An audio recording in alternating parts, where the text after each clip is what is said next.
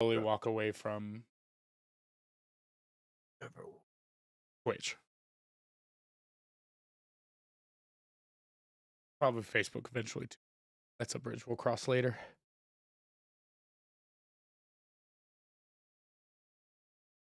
All right, stream should be live. Uh-oh. Do I need to double check it? Peek in. Pretty trusty in my I know you're on top of that stuff. In my stream stuff. Oh, you're all blur.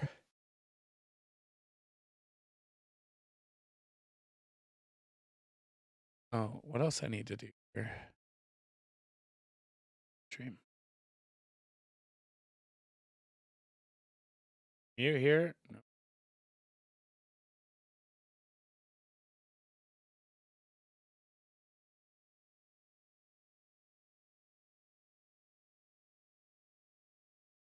I don't know. That's something. I'll try to remember to mute myself. Oh. Ruby. Yeah. All right. Episode 69. Bunch of Alpha Brain. I'd like to keep this one under 2 hours if we can. Yes, that is the goal. I want to be around the hour and a half mark, if at all possible. That should be definitely doable because a lot of the stuff, there's a lot of it, but I think we can. Yeah, I think 30 minutes in the beginning for us to bullshit. 30 minutes for new. 30 minutes. Nostalgia and close out. Somewhere along the lines of that. I like that you've got an outline, but those rails are nice to have. Oh yeah, they're gone already. You know, we haven't even pressed record. I appreciate a man who has a plan, but I know. I figure if I put it out in the zeitgeist, though, like I can be pissed at myself later when I don't think about it. You know what I'm saying? Yeah. So it's one of those things. It's just one of those things. Okay. All right. Pussy. That's how Aquaman was denied a bank loan.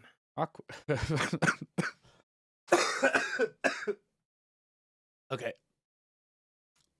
Baldur's Gates, balded gates. Restart. You're good? Akihabara went to Akihabara. Akihabara went to Sephora to buy a menorah. Oh. That's the candlestick, right? What? That's the candlesticks? Candlesticks. Menorah? Isn't that the Jewish like candle holder? Yes, okay, yes. Jesus Christ. I was like, or is that the yarmulke? I was like, bro, I'm fucking Catholic. I know little. I know some. All right. Okay, nope.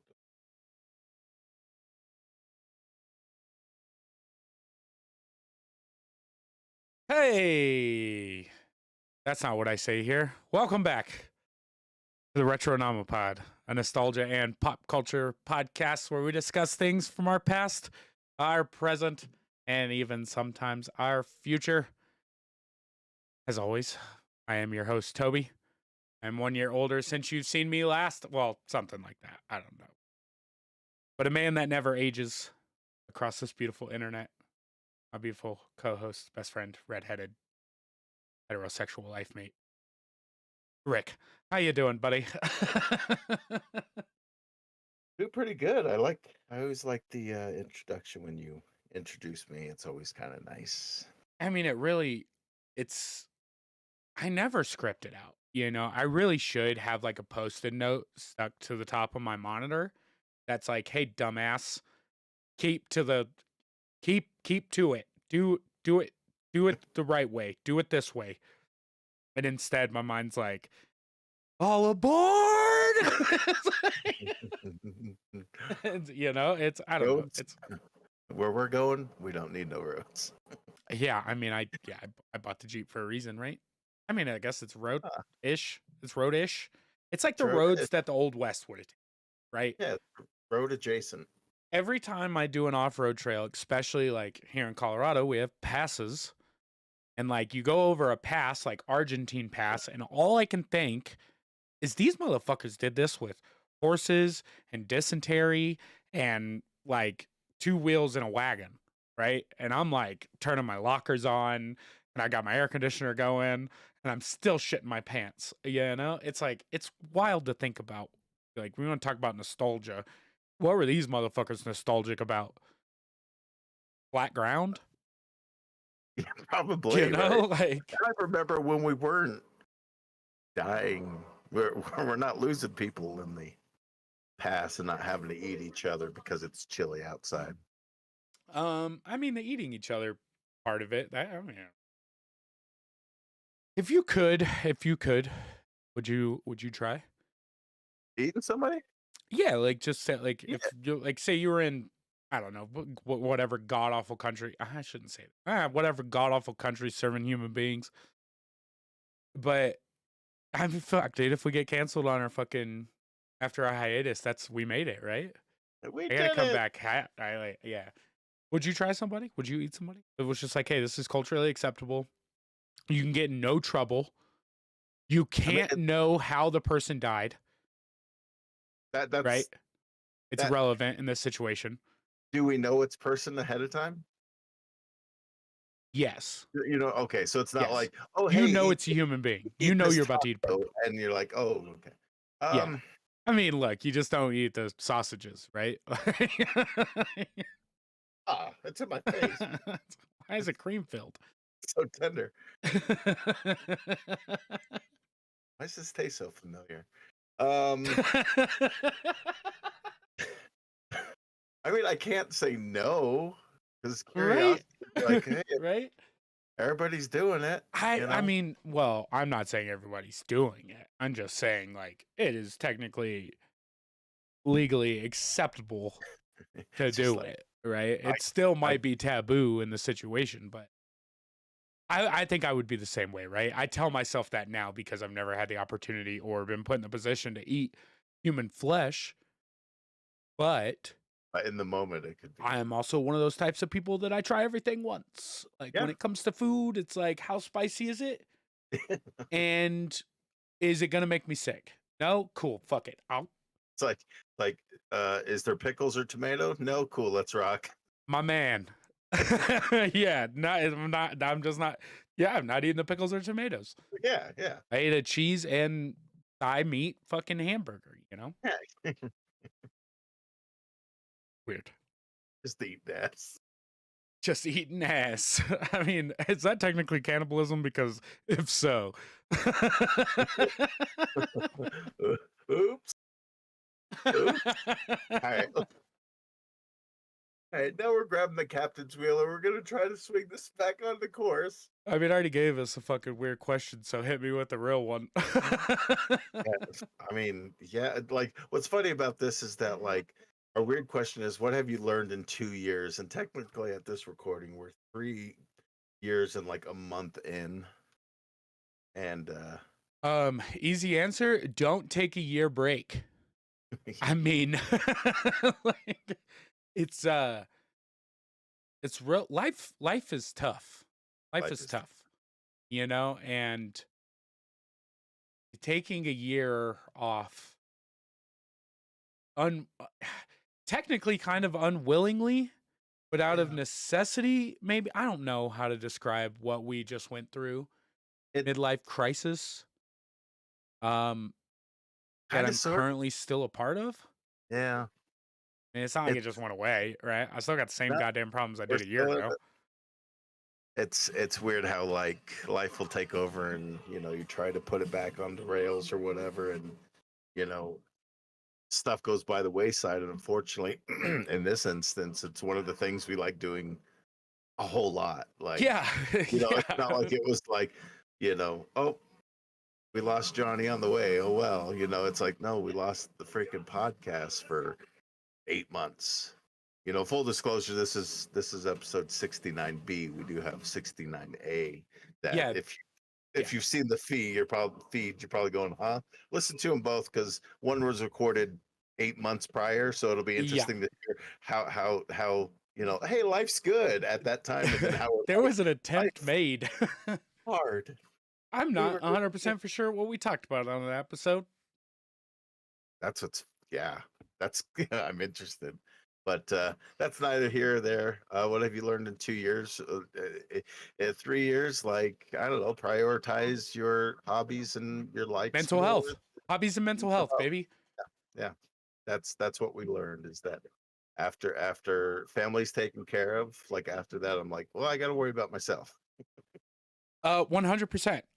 Yeah, I mean, over the last year and a half, and I'm not going to delve too deep into my personal issues or whatever, but I felt ways that I never expected to feel, right? Yeah, Like things I've seen from an outside perspective that was like, oh, that sucks, to like over the last year and a half, having long talks with not only myself, but my significant other about like something's wrong. Like something's wrong. I've come to the term, or I've come to the realization that I have maybe not fully severe, but definitely undiagnosed ADHD to the point where it is detrimental to things to me, right? I had a little run in with Adderall and it worked. And it's hard. It's hard to not be able to just go to the doctor and be like, hey, I think this is what I need. Give it to me. I'm not a yeah, drug addict, yeah. And for me, it's been It's been weed. It's been it's been weed. That is what I've used in the past to help me, and I've learned, especially now in my 30s, it does not help that much. Uh, but yeah, that's that. Yeah, life is hard, and it's especially harder when it's expensive, uh, and that makes it even harder because most of the time, guess what I have to do? I gotta work. yeah, Gotta work. yeah. What'd you learn about yourself or the podcast? Because I kind of just gave out some personal information. Back me I up mean, here, bro. Do you have ADHD? I have no idea. I At mean, this we point, you have sleep deprivation. oh, I mean, that's nonstop. But just you do need outlets where you can talk to people who aren't the same people you see every day. This is one of those, like the podcast in general is one of those things that, like, and I've talked to you about it before. I'm like, it's such an important thing, you know.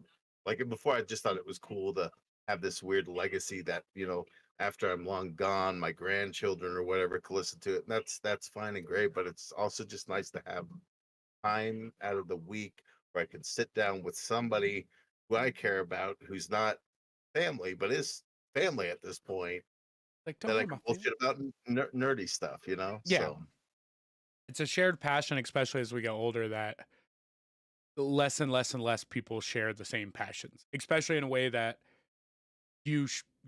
hold them in high regard. I mean, I've got multiple hobbies, this, who I've talked about on the podcast multiple times, but especially as I get older, I mean, you're a father, right? Like I see, you know, friends of mine that I've had since I was in high school that like we did dumb shit. We played video games till 6 o'clock in the morning.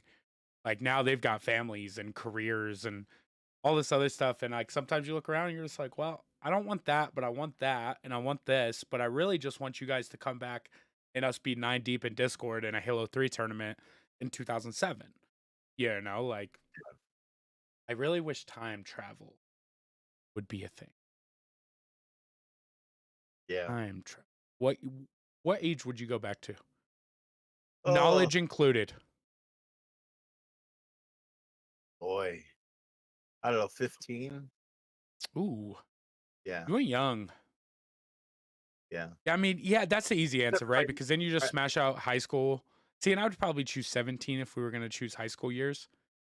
just because of things that I know happened shortly after 15, that would be like not not necessarily change the path, but could possibly change the path. for the Oh, better. You okay. know what I'm saying? Yeah. Like, you For know, me, it would be like, just do better. Just do better. Buy more video games, because in 15 years, there's going to be a sickness, and they're all going to be worth a lot. yeah, yeah. Hold on to everything that we had as a kid, and even if you move 1,000 times, it's worth holding on to all that stuff because eventually it'll be worth something at some point, and somebody will pay big monies for it. Or Yeah, I mean, at this point, you go back to when we're like 7 and buy all the first edition Charizards that you can get your hands on. You could you know, imagine? Yeah. just, the 2023, it's like, oh, how'd you make your $19 million? It's like, I sold 7 Charizards. All right. This year I Uh, only sold 7. Last year I yeah, had to sell 8 because, yeah. economic stuff. I'm still sitting on a couple, but You know, that's retirement plan. just Um. Anyways, speaking of video anyway. games, Yes. I brought a couple to the table I want to talk about. Just one of them longer than other, and I'm gonna give a spoiler in the third one because I did Oh, some crazy shit in like my second playthrough. But Diablo 4 dropped. It's been a minute since it dropped, but Diablo 4 dropped, and it was cool. did And we anybody waited pick a it up? long time for it. And I'll tell you 2 things, 3 things, probably 4 things. I bought the expensive version, right? Come with like tier Like, skips and battle pass and like some cosmetic stuff. Right? The game drops. We don't get any of it. They come out after the game drops and tell us that we're not getting it until season 1 comes out. And season 1 wasn't even announced at the time of release for that game. So I played through that game, played through like the main story campaign or whatever. You get to like level 40 or the campaign is sick. The story is sick.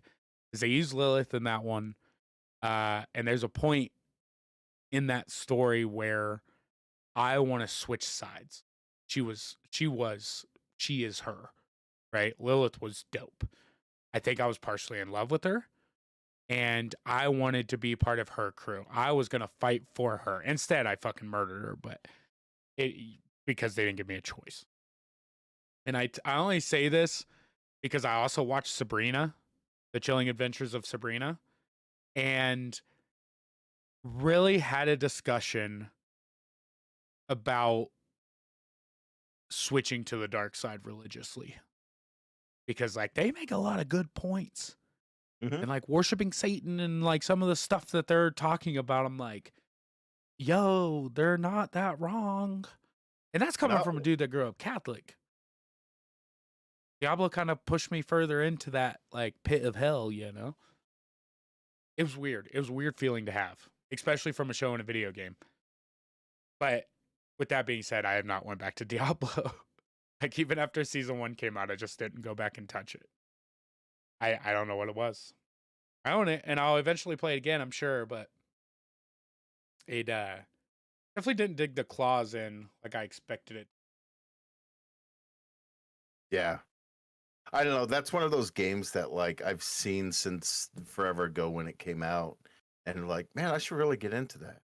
Why am I not getting into it? Now we're at the fourth one. And I'm like, might be too late to get into it. No, no, by no means. They make it the barrier to entry for Diablo is whenever Diablo comes out or whenever you would like to start playing. Much better now because you can play it with controller, and the controller scheme is fantastic. Hmm. Get into Diablo if you get a chance. I should. The second game I want to talk about is Street Fighter 6. Street Fighter 6 dropped. I am not a fighting game player. Never have been. I was not a fighting game player growing up. I'm not a fighting game player today. Street Fighter 6 dropped, and I Looks am so good. dude. I Those cannot character tell designs. you. Oh my. Like it became an issue to the point where I was watching streams at work, and I was just like, I want to play this game.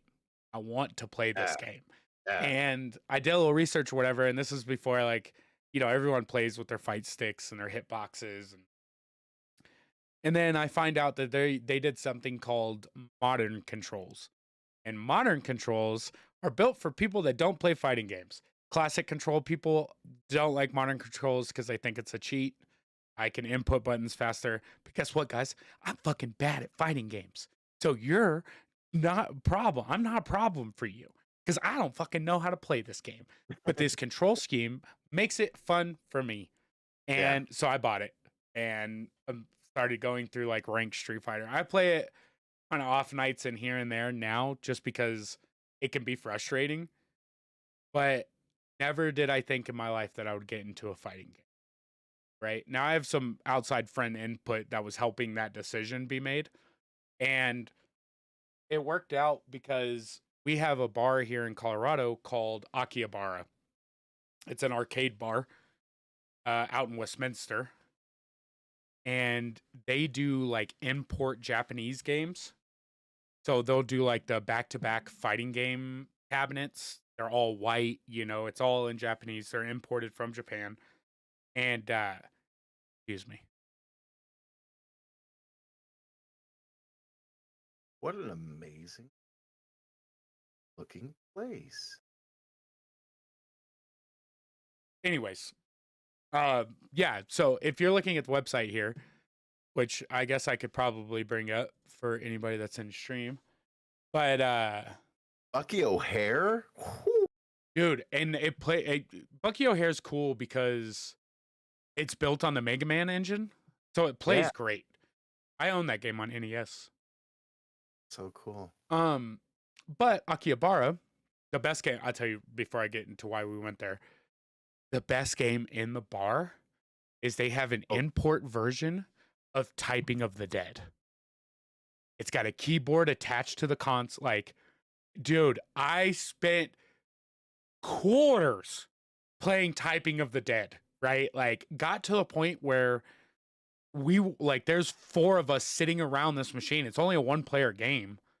And there's 4 of us sitting around Typing of the Dead, trying to beat each other's high scores in this game. Amazing game to have an arcade version of, right? Amazing game. For those who don't know, kind of explain it just a little bit. Akihabara? Typing of the Dead is it's based off of the arcade game House of the Dead, right? Which is an arcade shooter. It's a 2-player shooter where you're just going around shooting zombies. Yeah. Typing of the Dead instead replaces the guns with a keyboard, and above each zombie's head is words that you type in to kill said zombie, right? So if you know how to type, can be easier. The problem with the import version is all the words are Japanese, so when they're translated into English, it looks like fucking, alphabet soup thrown up on the wall, and none of these letters go in smoothness with typing on a QWERTY keyboard, right? Like, I'm a 70 words per minute typer. I can type anywhere between like 50 and 70 words per minute, depending on the day, and if it's using numbers or not.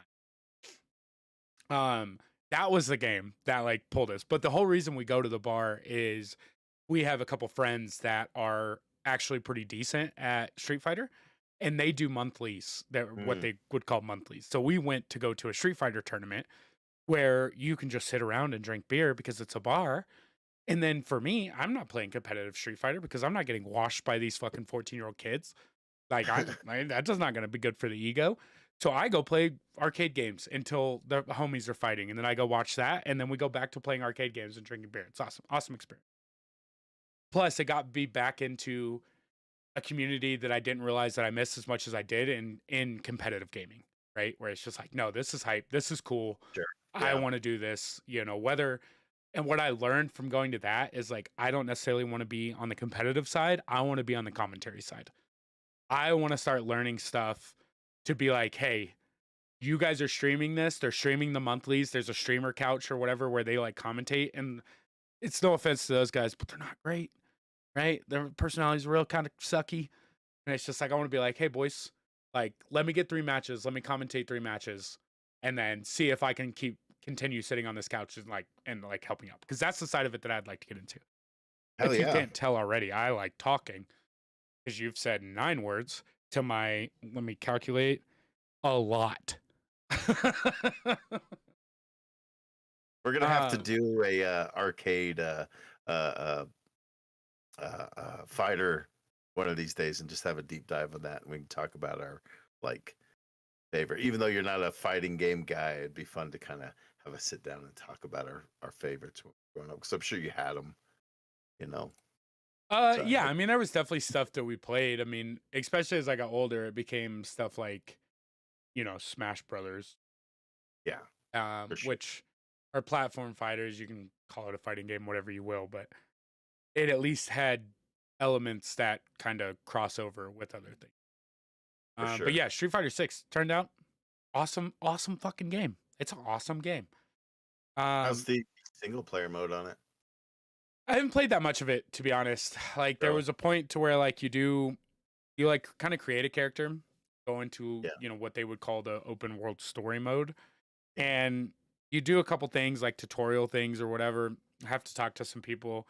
And then it got to a point where it's like, okay, like now you get to go customize and buy clothes. And I was like, going to ranked. Like, I don't give a shit about all the stuff. Like, I just want to fight people, right? So that was an issue in a sense. So I never continued further. I'm playing Chun-Li, by the way.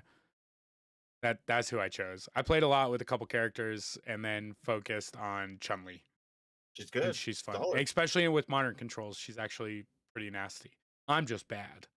But there's not many games that make you feel as hype of like washing a kid. And what's cool about Street Fighter Ranked is you always have the chance to do best 2 out of 3. Like, the game is set up for you to request a rematch up until you get to best 2 out of 3.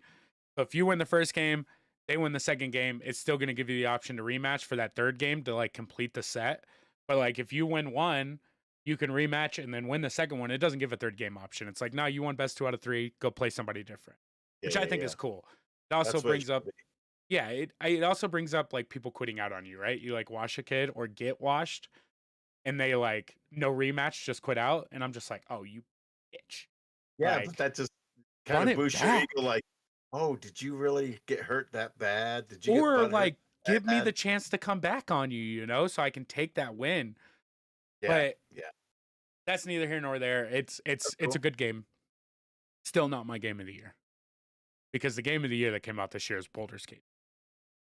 Um I don't know how much research or videos or anything that you've seen. Boulder's Gate 3 is built on the 5e D&D template. It is all part of the Yeah, Dungeons and Dragons world. It man. plays like a video game version of Dungeons and Dragons. That, that's what I've been hearing. It's including everything to the point of you make rolls, you do perception checks, turn-based movement throughout the entirety of the spell book for Dungeons and Dragons 5th edition, right? So it is literally, plus the girl that they have DMing it, that's like your narrator, is Oh, fantastic. The voice acting is fantastic. So far, the story is just knocked dead. And I'll tell you how crazy the game. Do you care about spoilers? no, It's you know me. spoiler. It's spoiler-ish, right? This is in the first 2 hours of the game, right?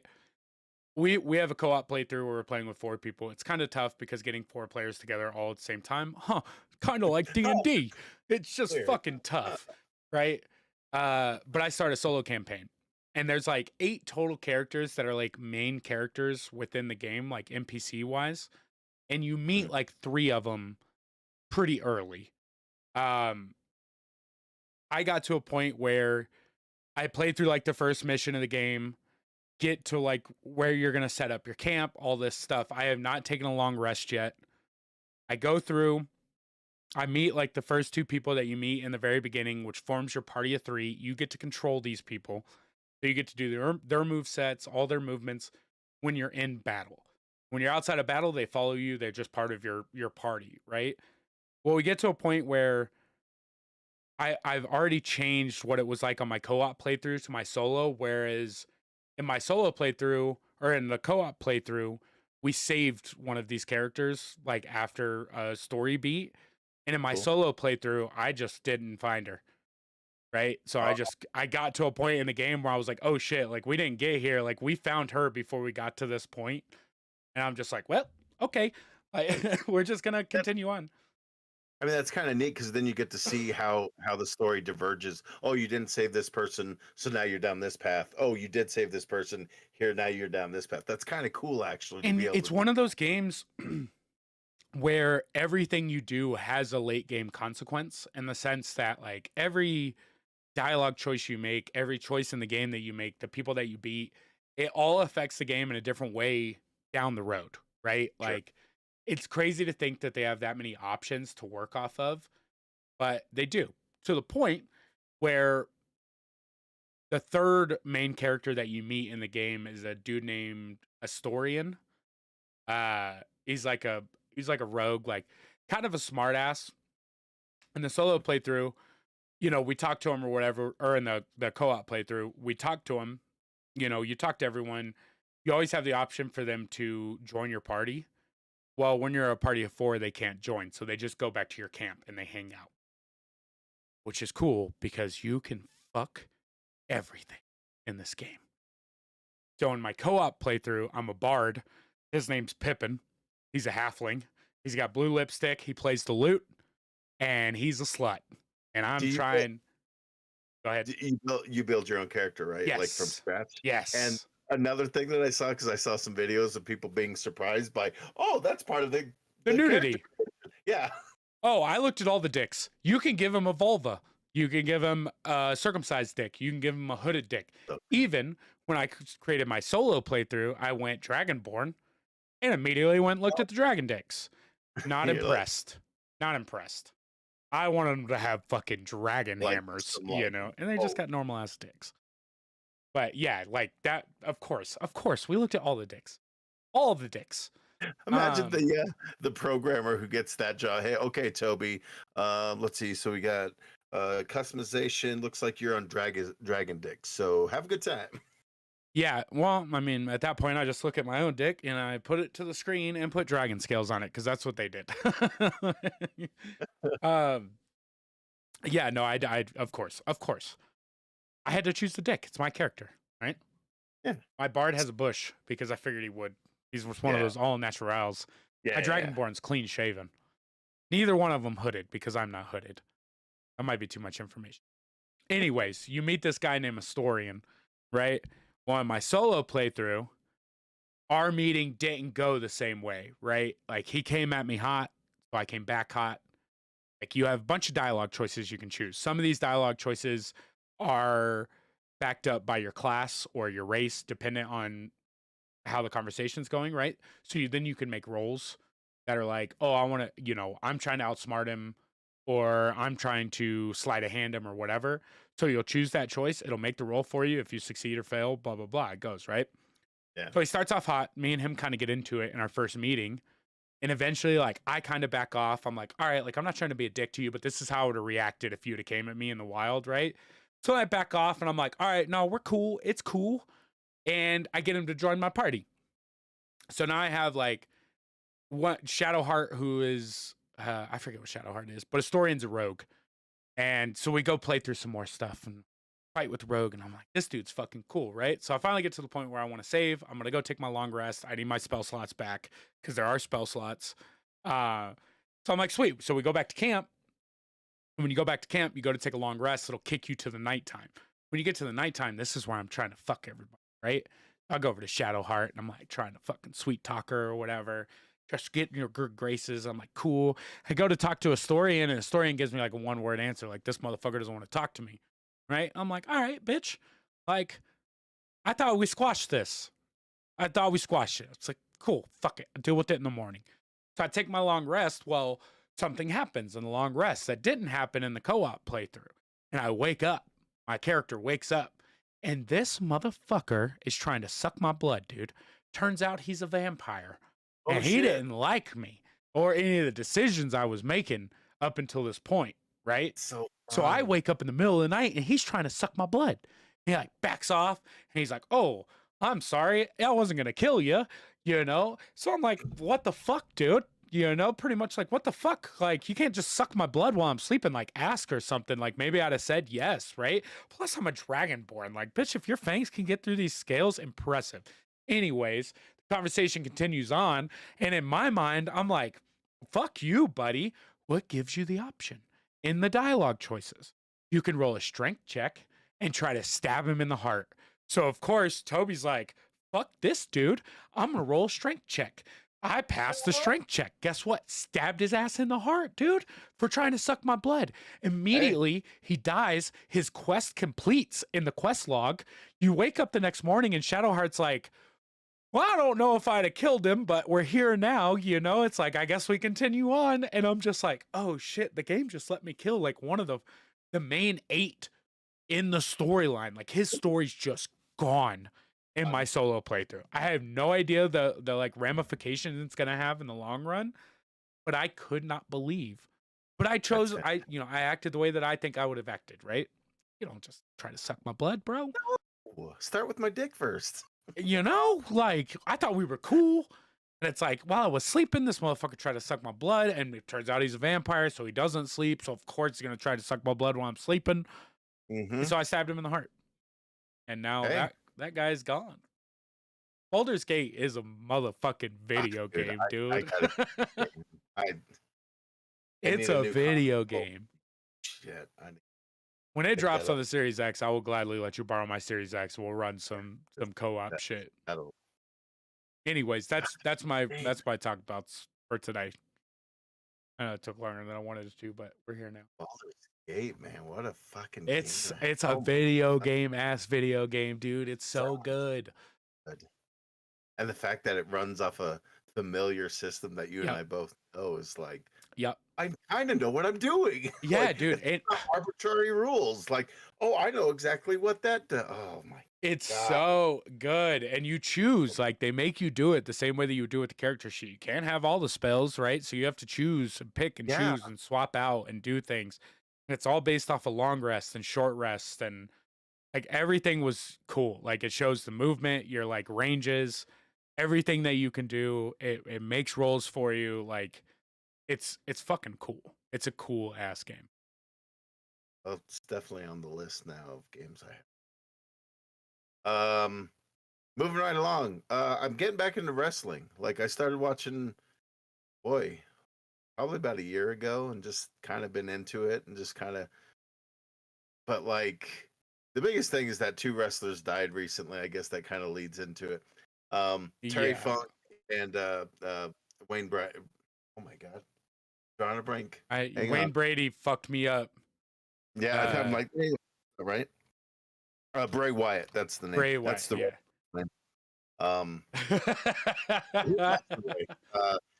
Wyndham Rotunda, who's actually, I don't know if you remember the wrestler known as IRS, Erwin R. Shyster. He's like Nope. an 80s guy. Basically, his whole gimmick was he hung out with the $1 Million Man, Ted DiBiase, and was kind of his Okay. sidekicks. But anyway, that's one of his sons, unfortunately passed. So, very cool character. He reminds me of Undertaker and Mankind kind of mixed together to make this kind of creepy, cool, kind of weird Southern, whatever. But anyway, yeah, When his he wife was passed. part of if I'm not mistaken, his wife was part of WWE at one point too, as like an announcer, or she did something, a Yeah, correspondent maybe. She was kind yeah, of in that crowd for a little bit. yeah. But yeah, we're just getting back into wrestling, so I might have like, when we do this, I might just have a report on, hey, did you just watch Payback? How about this and that? So it might just become like the wrestling corner for like, I'm okay 5. with it, dude, because I But mean, you and I kind of talked about it before, but I had gotten into watching, like, it started with Stone Cold Steve Austin's podcast, where he pretty much had like all the old school wrestlers yeah, that we love on, and they tell crazy stories. I'm just like, damn. And then you start getting to watch like YouTube videos where it's like, I'm gonna go watch The Undertaker come back for the 3rd time, or I'm gonna go yeah, watch Stone Cold Steve Austin beat the shit out of The Rock. And it's just like, I told you earlier, but we took for granted what we grew up with in like the mid 90s, the early to mid 90s was just prime time for awesome, cool ass fucking chair tossing, table breaking fucking wrestling. yeah. That Attitude Era is something else. Like, especially watching it now, like they call it the PG era now because going from that where they were doing extreme things to where we are now, where it's like, pretty safe. WWE doesn't really have any competition. Yeah. They are who they are. They're the giant that's just going to keep And you got rolling. AEW, it just hasn't broke into that mainstream the way that it's supposed to. They've got too many too many people trying to lead the thing, but they're all wanting to go different directions, and they've got talent that's screwing them over behind the scenes. That is what it is. But just want to bring it up. We're bringing back wrestling. We're gonna, or not bringing it back, but we're gonna start talking about wrestling a bit more as We're things bringing happen. it back. We're bringing it back. But Yeah, I'm okay with that. I'm okay with that. and Maybe maybe I'll even do like here's the big storylines that I'm following that I'm excited about. Maybe I'll do something like that to kind of see if I can entice you to come and watch these, because it's so hard to watch a show that's weekly, and there's like 3 of them a week too. So it's like, yeah, it's wild. it's so freaking much. No, I'm 100% down. We'll get a Retronomipod WWE 2K24 match going on. We'll create each other's characters. See what kind of monsters we can make in here. Put them on auto and see who would win. Yeah, weekly, and that's who hosts the show. Is the guy that loses. Yeah. Guess who does the intro today? Fucking loser. 6 weeks in a row. It doesn't help that your strength's at 100. Hey, or whatever. Don't hate the player. Texas Chainsaw Massacre just came out with a video game. Fortunately, it was on Game Pass, so I just downloaded it because it's fucking Texas Chainsaw Massacre. It's very cool in concept. It's very much the survivors taking on the killers. What's different about this one is that it's more of a 4-on-3, so it's the family, right? It's the family. That's the what Sawyer I've heard. Family. I couldn't remember the name. The Sawyer family versus 4 survivors, and the 4 survivors have to find a way off the farm. Blah blah blah. So are the killers done by like NPCs, or is it other players playing the family as well as the survivors? So basically, I played both sides. So first I played as Leatherface naturally, and then 2 other people will join you as the killer side. So you can have up to 3 of the different Sawyers. And you've got the grandfather that you basically feed him blood so he becomes more powerful. He'll actually help psychically detect the survivors, okay, the victims, whatever you want to call them. So that's a very cool aspect of the game. You can lock the doors. My only problem with it is it's super clunky, kind of slow. Like, I wanted to enjoy it more, but it's like when you play like Dead by Daylight frequently, like I have, I'm so used to how solid and figured out that game system is, that everything else, even the Friday the 13th game, I don't know if you ever played that. No, I heard that one was pretty rough though. They're just so like, Dead by Daylight just made it so simple and good. Like you didn't need to know much. It's like, these are the things you can do. These are the things he can do. And you got to get out that gate. You get out that gate by turning like 6 of these things on. So good luck. Put you in a small square and let it run. Yeah. It's a similar mechanic as all that, to unlock gates and do all this other stuff. But it's still just like, if you're playing as the killer, they can outmaneuver you so easily. If you're playing as a survivor, they've got, I don't know, it's just it's just a little too clunky. The controllers feel stiff. I wanted to like it more, but it's cool that we actually have it. I just, so often with these things, I'm just like, just give your IP to Dead by Daylight and make it a kick-ass, At this point, I just don't understand why they're trying to do standalone stuff when Dead by Daylight exists. And you see the things like, because look, I've bought some characters in the Dead by Daylights because they've come out with great things. I bought Ghostface. I bought the Stranger Things pack. So I have Nancy Wheeler as my survivor, and I have a Demogorgon that I can hunt with. But the way that they did, and now they just did what, Alien? Yeah, they're releasing Alien. Nicolas Cage is part of the survivor side of it. Yeah. Ash Williams from Evil Dead is in it. Like, I bought the Ash pack too. Of the horror universe, where you're just like, go to Dead by Daylight. You can play as all these classic franchises, almost.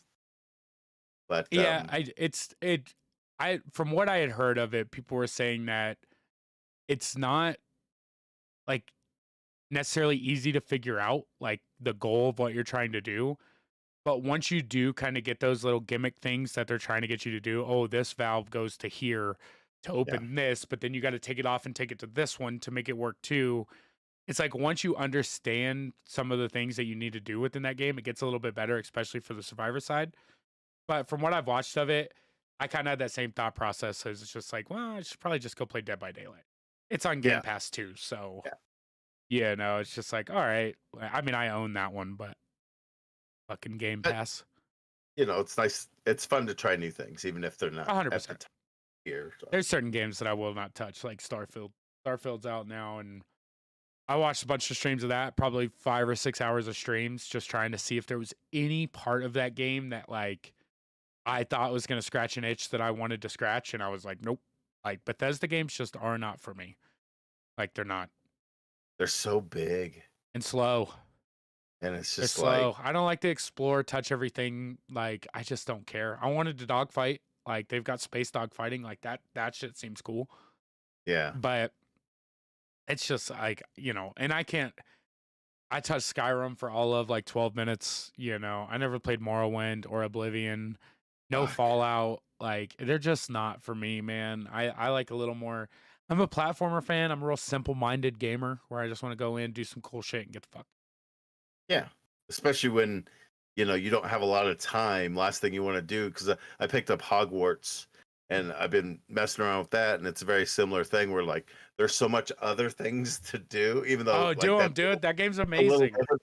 It's so like cool how you can just fuck around with potions and keep leveling up in potions and keep level. Like you could just do these crazy side quests and not like flying around on your broom alone. I'd done that. Just been doing it. Oh, a half hour I spent just literally exploring in the air all Yeah. these cool little towns. But I that's beat getting up. Hogwarts. But I guess Hogwarts has came out since last time we talked, huh? yeah, Um, I, I, I mean, I'll keep this quick, but Hogwarts is easily in my top 10 favorite games of all time. yeah. That It's story is hands down, it's amazing. The gameplay was amazing. Have you gotten to the dueling club yet? yes. Okay. I've gone through the dueling club because I was All like, the way through the dueling club? yeah, Did you take a helper yes, in the final match, the 4v1? yeah. Oh, I am the dueling champion, motherfucker. Like I didn't take the helper. I was just like, no, like you're gonna give me the chance to 4v1 these dudes? Like 4v1 those motherfuckers, bro. I am the dueling champion. I am. Well, Sabrina is. Her name is Sabrina Spellman. She's a little short-haired blonde girl that just fucked Word. everything up and used unforgivable spells. That's Because pretty of fantastic. course. So real quick with that game, right? It took me 26 hours to beat it, to see credits. Apparently, if you do the unforgivables all the way through, so if you go get Avada Kedavra, which is the last one you learn in that quest line, it Mhm. makes the end game so much easier, right? I didn't know that. So I got up to Crucio and was just like, I'm like, the story was getting so fucking good. I was like, I'm going to mainline the story. Like, fuck that quest. I'm going to mainline the story. Apparently, I did the end game on hard mode because I had some friends tell me, like, oh, bro, you didn't get Avada Kedavra? And I was like, nah, dude, like, I just mainline. He's like, dude, like, I mean, I was working through the fucking end game. I cried at the end of that game. Oh damn! Like, straight up had tears on the face. The story was phenomenal. The end game was phenomenal. Everything about that game, like I said, it will easily go down in my top 10 of all time. Right now, it sits in my top 10 of all time. One of the best games I've played in the last 10 years, hands down. It's so solid. It's Like amazing. being able to be in that world pre Harry Potter and everything, and just experience all is. I mean, it's just one of those great games where you just want to explore it, and that's my Yeah. problem is that I only touch the main line when I have no other side quests to really do. You know what I'm saying? What house did you choose? Gryffindor, because that's You who I you believe. chose your house? Yeah, Yeah.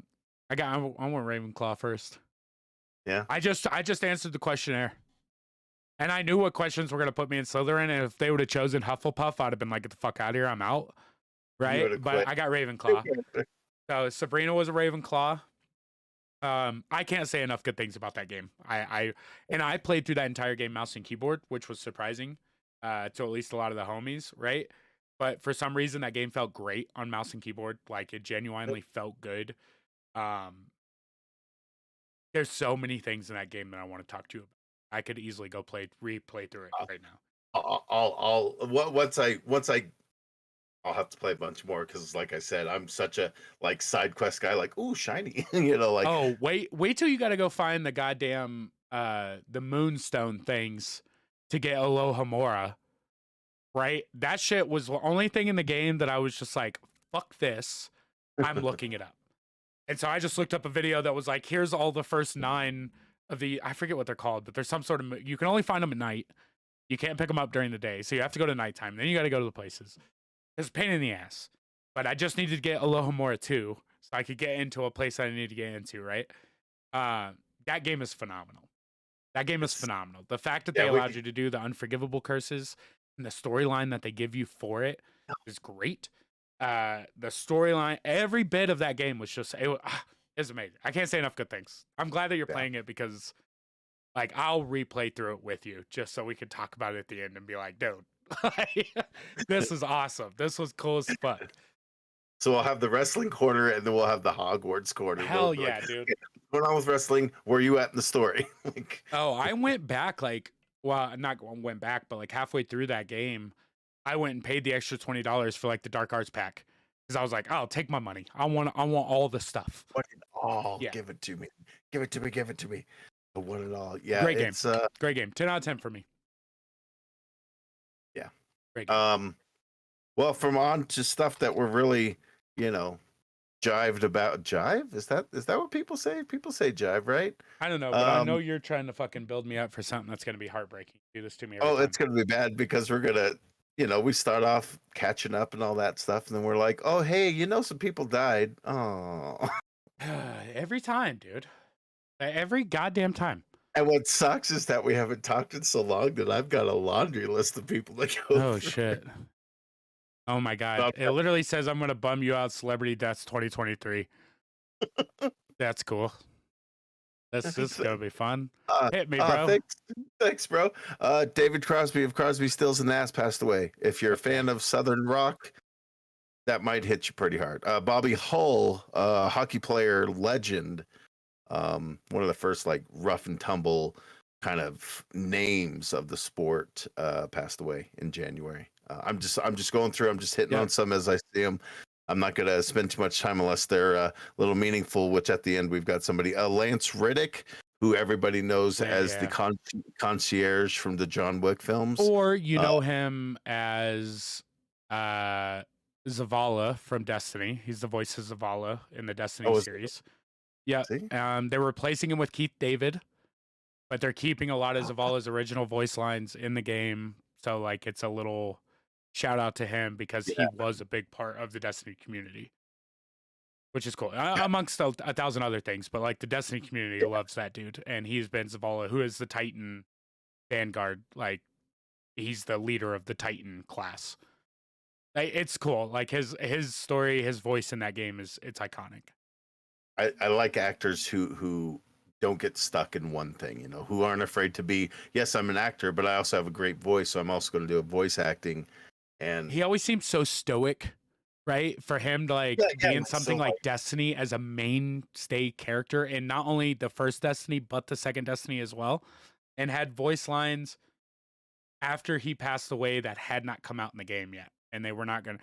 So they recast him now. We don't know what they're going to do with his character. If Keith David is just going to take over, and they're just going to flip flop Zavala, or if they're going to do something to Zavala in the story mode, so Keith David's Titan character can take over. But Keith David is the new Zavala, which is kind of cool. He is cool. Iconic voice for sure. Lance Reddick hurt. That one hurt more than I expected it to when it happened. Yeah, because I remember it was being like, this guy's in a lot of shit. And I just watched the John Wick series right after he passed, or right before. So, yeah, especially the last movie. He had that Chadwick death too, where it was just like nothing. All of a sudden, it was just like, hey, he didn't wake up today. Like, yeah, that one was a bummer. Agreed. Lynn Goodman, dancer extraordinaire, who's on the Dancing with the Stars, who's one of the coaches. If you're a dancer, you're a fan. He passed away. Michael Lerner, he's the guy who's in a shit ton of stuff, like Elf and some other things. He's one of those guys that like you know the face if you don't know the name. If you get a chance to look it up, he's passed away. Unfortunately, what was his name? Sorry, Michael Lerner. Uh, Jerry Springer passed away this year. Everybody knows yeah. Jerry Springer. Oh yeah. Springer. You're right. I Talk did not know this name, but I know him. show host, mayor. But you know the face, right? Yeah, Like you've seen Blank him Check, in dude. One of my favorite yeah. movies of all time. Oh yeah, Blank Check. Yes. Yeah, Jerry Springer. Jerry passed Springer, away. man. What a- It's crazy because you're gonna get to another person, I'm sure, on this list that is just a staple of our childhood sick days. Just an absolute staple But what if of I childhood skip sick days. Harry Belafonte? This guy, without him, the Beetlejuice movie would not be the same. He's the guy who wrote the Banana Boat song. Dale, Oh, okay. Dale. Okay. He passed away this year. Tina Turner. Fucking love Yeah. her. How will I know that Oh. he really loves me? It's just No, damn. that's Whitney Houston. Yeah, that was Whitney Houston. I was gonna say anything. I was gonna let you Anyways, figure out your own thing. She Tina unfortunately Turner passed is Bobby away. Brown's punching bag. Yeah, hit me Oh, we get. can't say that, right? Yeah, they both had very similar stories, awkwardly enough. But anyway, let's see. The Iron Sheik, another wrestler who passed away. Yeah. Yep. He that dude. Like, if you never followed his Twitter or X or I whatever, heard he the was fuck it's called, fantastic. the best, because he did not give a fuck about who you were. No. Like, and Joe Rogan and- talked about and it him was- that, like, even at his age, he still was just a monster, and you're Yeah. just like, he just commanded respect anywhere he went. yeah, yeah. Pat Robertson, the evangelical asshole, finally passed away. I wonder where he ended up. Right where he belongs. Tony Bennett, who, Yeah. holy shit, 96, I forgot dude. about that. Like, Yeah. fucking crooner of crooners, you know? Like, he's sang with everybody from mean- Lady Gaga to Sammy Davis Jr. and shit, almost to the everything. point when he died, right? Like, he was still Yeah. performing in He's his still doing 90s. it. Yeah, he was one of those guys who, like, why wouldn't you? Like, if you're doing what you love, why tell people to stop? Like, Alan Arkin, another one of those actors that he's been in so much stuff that, yeah. Sinead O'Connor, Yeah, a that one political was, Irish figure that, you know, yeah, Gee. ruined her career over a Saturday Night Live skit. yeah, about ripping up the Pope, but that's a whole thing. Jimmy Buffett, another musician Yeah. that's just like, holy crap. now he's in- That one about turned the world upside down, bro. The Yeah, pair of heads they're on a different level. Yeah, like the dude made money off of that stuff, Margaritaville and Yeah, everything. It's Margaritaville. like, good for him, you know. Just got to and, live the rest of his life on the beach, right where he wanted to go. Yeah, Just do whatever he wanted. yeah. Just lived his life the way he saw fit. Man, how great is that? And of course, Steve Harwell, lead singer of Smash Mouth. Yeah. Somebody once told, you know, like everybody know, like in the late 90s, early 2000s, like in that area, no band was bigger than Smash. You know, it's funny because I heard someone say the other day, and it should have about pissed me off. But it was like, yeah, the dude that wrote that song for Shrek. Like, motherfucker, like, I mean, he did, but shit, that song wasn't written for Shrek. Yeah, it was, I don't know, it caught me off guard. Someone said it, and I was just like, oh, I'm always fuck. like, no, All Star, that was in Mystery Men. Get out of here. Like, Yeah, dude, exactly. Like, you Like, know, fuck you. the one with Like, Ben Stiller, like, yeah, like Stiller. that one. that's what I go to when I hear it, not Shrek. I mean, it's a huge part Yeah, of I Shrek. mean, you do you, but yeah, I was offended. Fucking that dude with his unique voice. And evidently they, you know, when they got sick, they got a new singer to replace him. I'm like, he had such a unique voice. The That- thing is like, It happens, you know. But yeah, you know, because like the circumstances of his death were unfortunate, and I'm sure it caused havoc on the rest of the band members or whatever, and that sucks. So I could see why they would replace him, because it's not technically their fault that the band's not together anymore, and it's, you know, someone is at fault in a weird, shitty way, and I hate to say it like that, but I mean, I wasn't listening to Smash Mouth anyway. Do you think I'm going to listen to a new Smash Mouth album? Good luck, guys. Hopefully Spotify gives you a cut. the one I'm going to touch on that we all know and love, I he know. was in Happy Gilmore. The Bob price Barker. is wrong. Yeah, dude, this one, we talk about Jerry Springer, right? But there's probably not a man in our childhood, especially game show, because I mean, you think Pat Sajak, Bob Barker did Price is Right for what, 30 years? Forever. Like, I mean, even when he was, the dude never aged until he did. And all of a sudden, it was like when I heard he passed and they were like, he was 99. I was like, the fuck he was?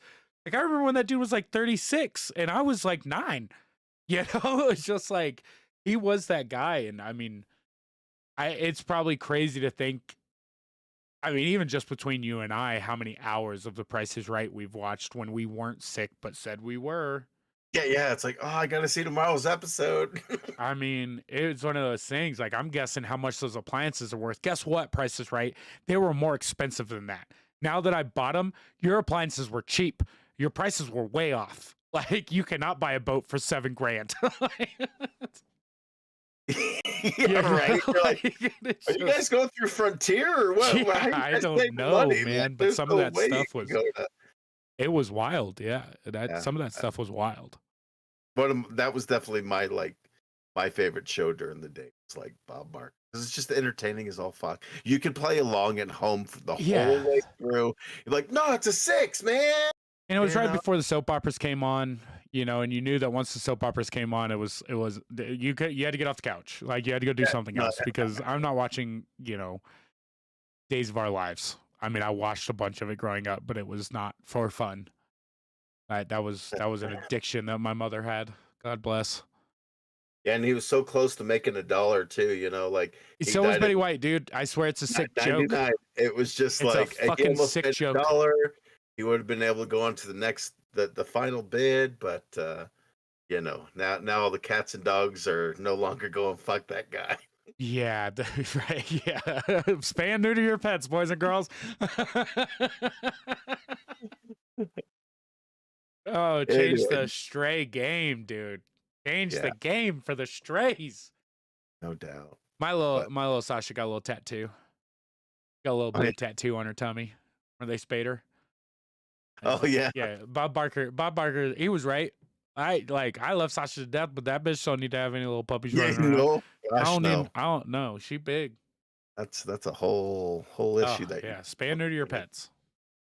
Spay and neuter your pet, folks. Yeah, those ones suck. Bob Barker was, I mean, it really puts that reality of life in perspective, right? Because like he was a mythical creature at that point. Like, him and Betty White both. It's just like, nah, like they're not going anywhere. They've been around since we were kids, and it's like, well, shit. Like, if they got them, like, where do I fall in this fucking hierarchy? Yeah, people like them, but it's one of those weird things where like he was old when we were younger, so as we got older, he was still the same age. So he, like Stan Lee, he just looked timeless because he looked when we knew him, he was 70 or even 60, so he was already old. Yeah, 100%. I mean, Will Shatner, same thing, right? Like, I had to look it up the other day. I was like, Bill Shatner is 92. The motherfucker just went to space. He's 92. He's still making the rounds too at the convention circuits. Like, he's still doing it, man. Yeah, I can only hope. I told myself if I make it to 70, I beat it. I'm winning. Like, if I can make it to 70, I might run a Ferrari and slam it into a wall, just fucking save everyone the hassle. Oh, okay, so you're gonna go the Randy Savage route. Got it. Anyway, you got some retro video game information. 80% not available. I wasn't sure. Yeah, so I just want to touch on this real quick because it's kind of nuts, and COVID, I think, kind of put a lot of this into perspective for people. There was an article that came out not too long ago, and sadly, I'm not going to be able to look at it because comicbook.com has taken it away. But there was an article that came out that said 87% of all video games, like retro video games, so I'm assuming like up to PS2, right? And I'm sure they mean a lot because a lot of physical releases are just going out the window. They're not making nearly as many physical games now as what they used to. But there was an article that said 87% of all these games were pretty much ungettable for people, right? Whether that be that the games were destroyed or not being found or owned by collectors.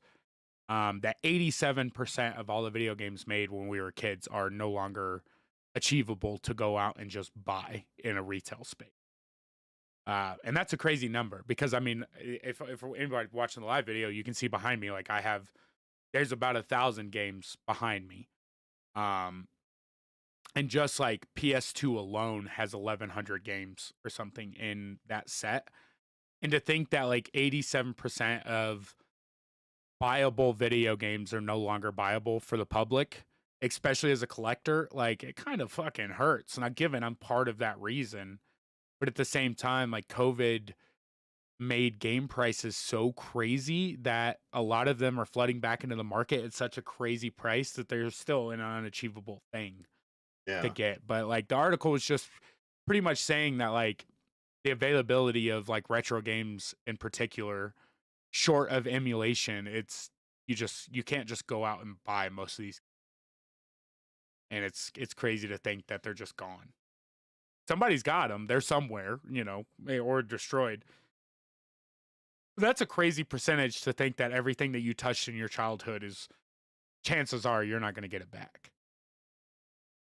Right, that old I don't know if you remember, but they had this peripheral that you could buy for your original Nintendo that was a mat that would plug into one of the controller ports, and you'd actually like stand on it and you could do this, and they had an A B button, and so you could, but it was meant for like this Olympic game. It's for family fun fitness. Yeah, And yeah, stadium events, I don't know if you could use it on stadium events, but yeah, that they have a power pad. Yeah. They had a bunch. They made an NES bicycle at one point. Jesus. For Super Nintendo. I'd have to look it back up, but yeah. It's wild that so much of it's gone. Like, if you would hope that people would be willing to like archive it in a way that, like, how do we preserve this so that way there is a copy they do, right? Like, I mean, you have ROM dumps. Like, you can get, probably close to 100% of any video game ever made in ROM and emulation.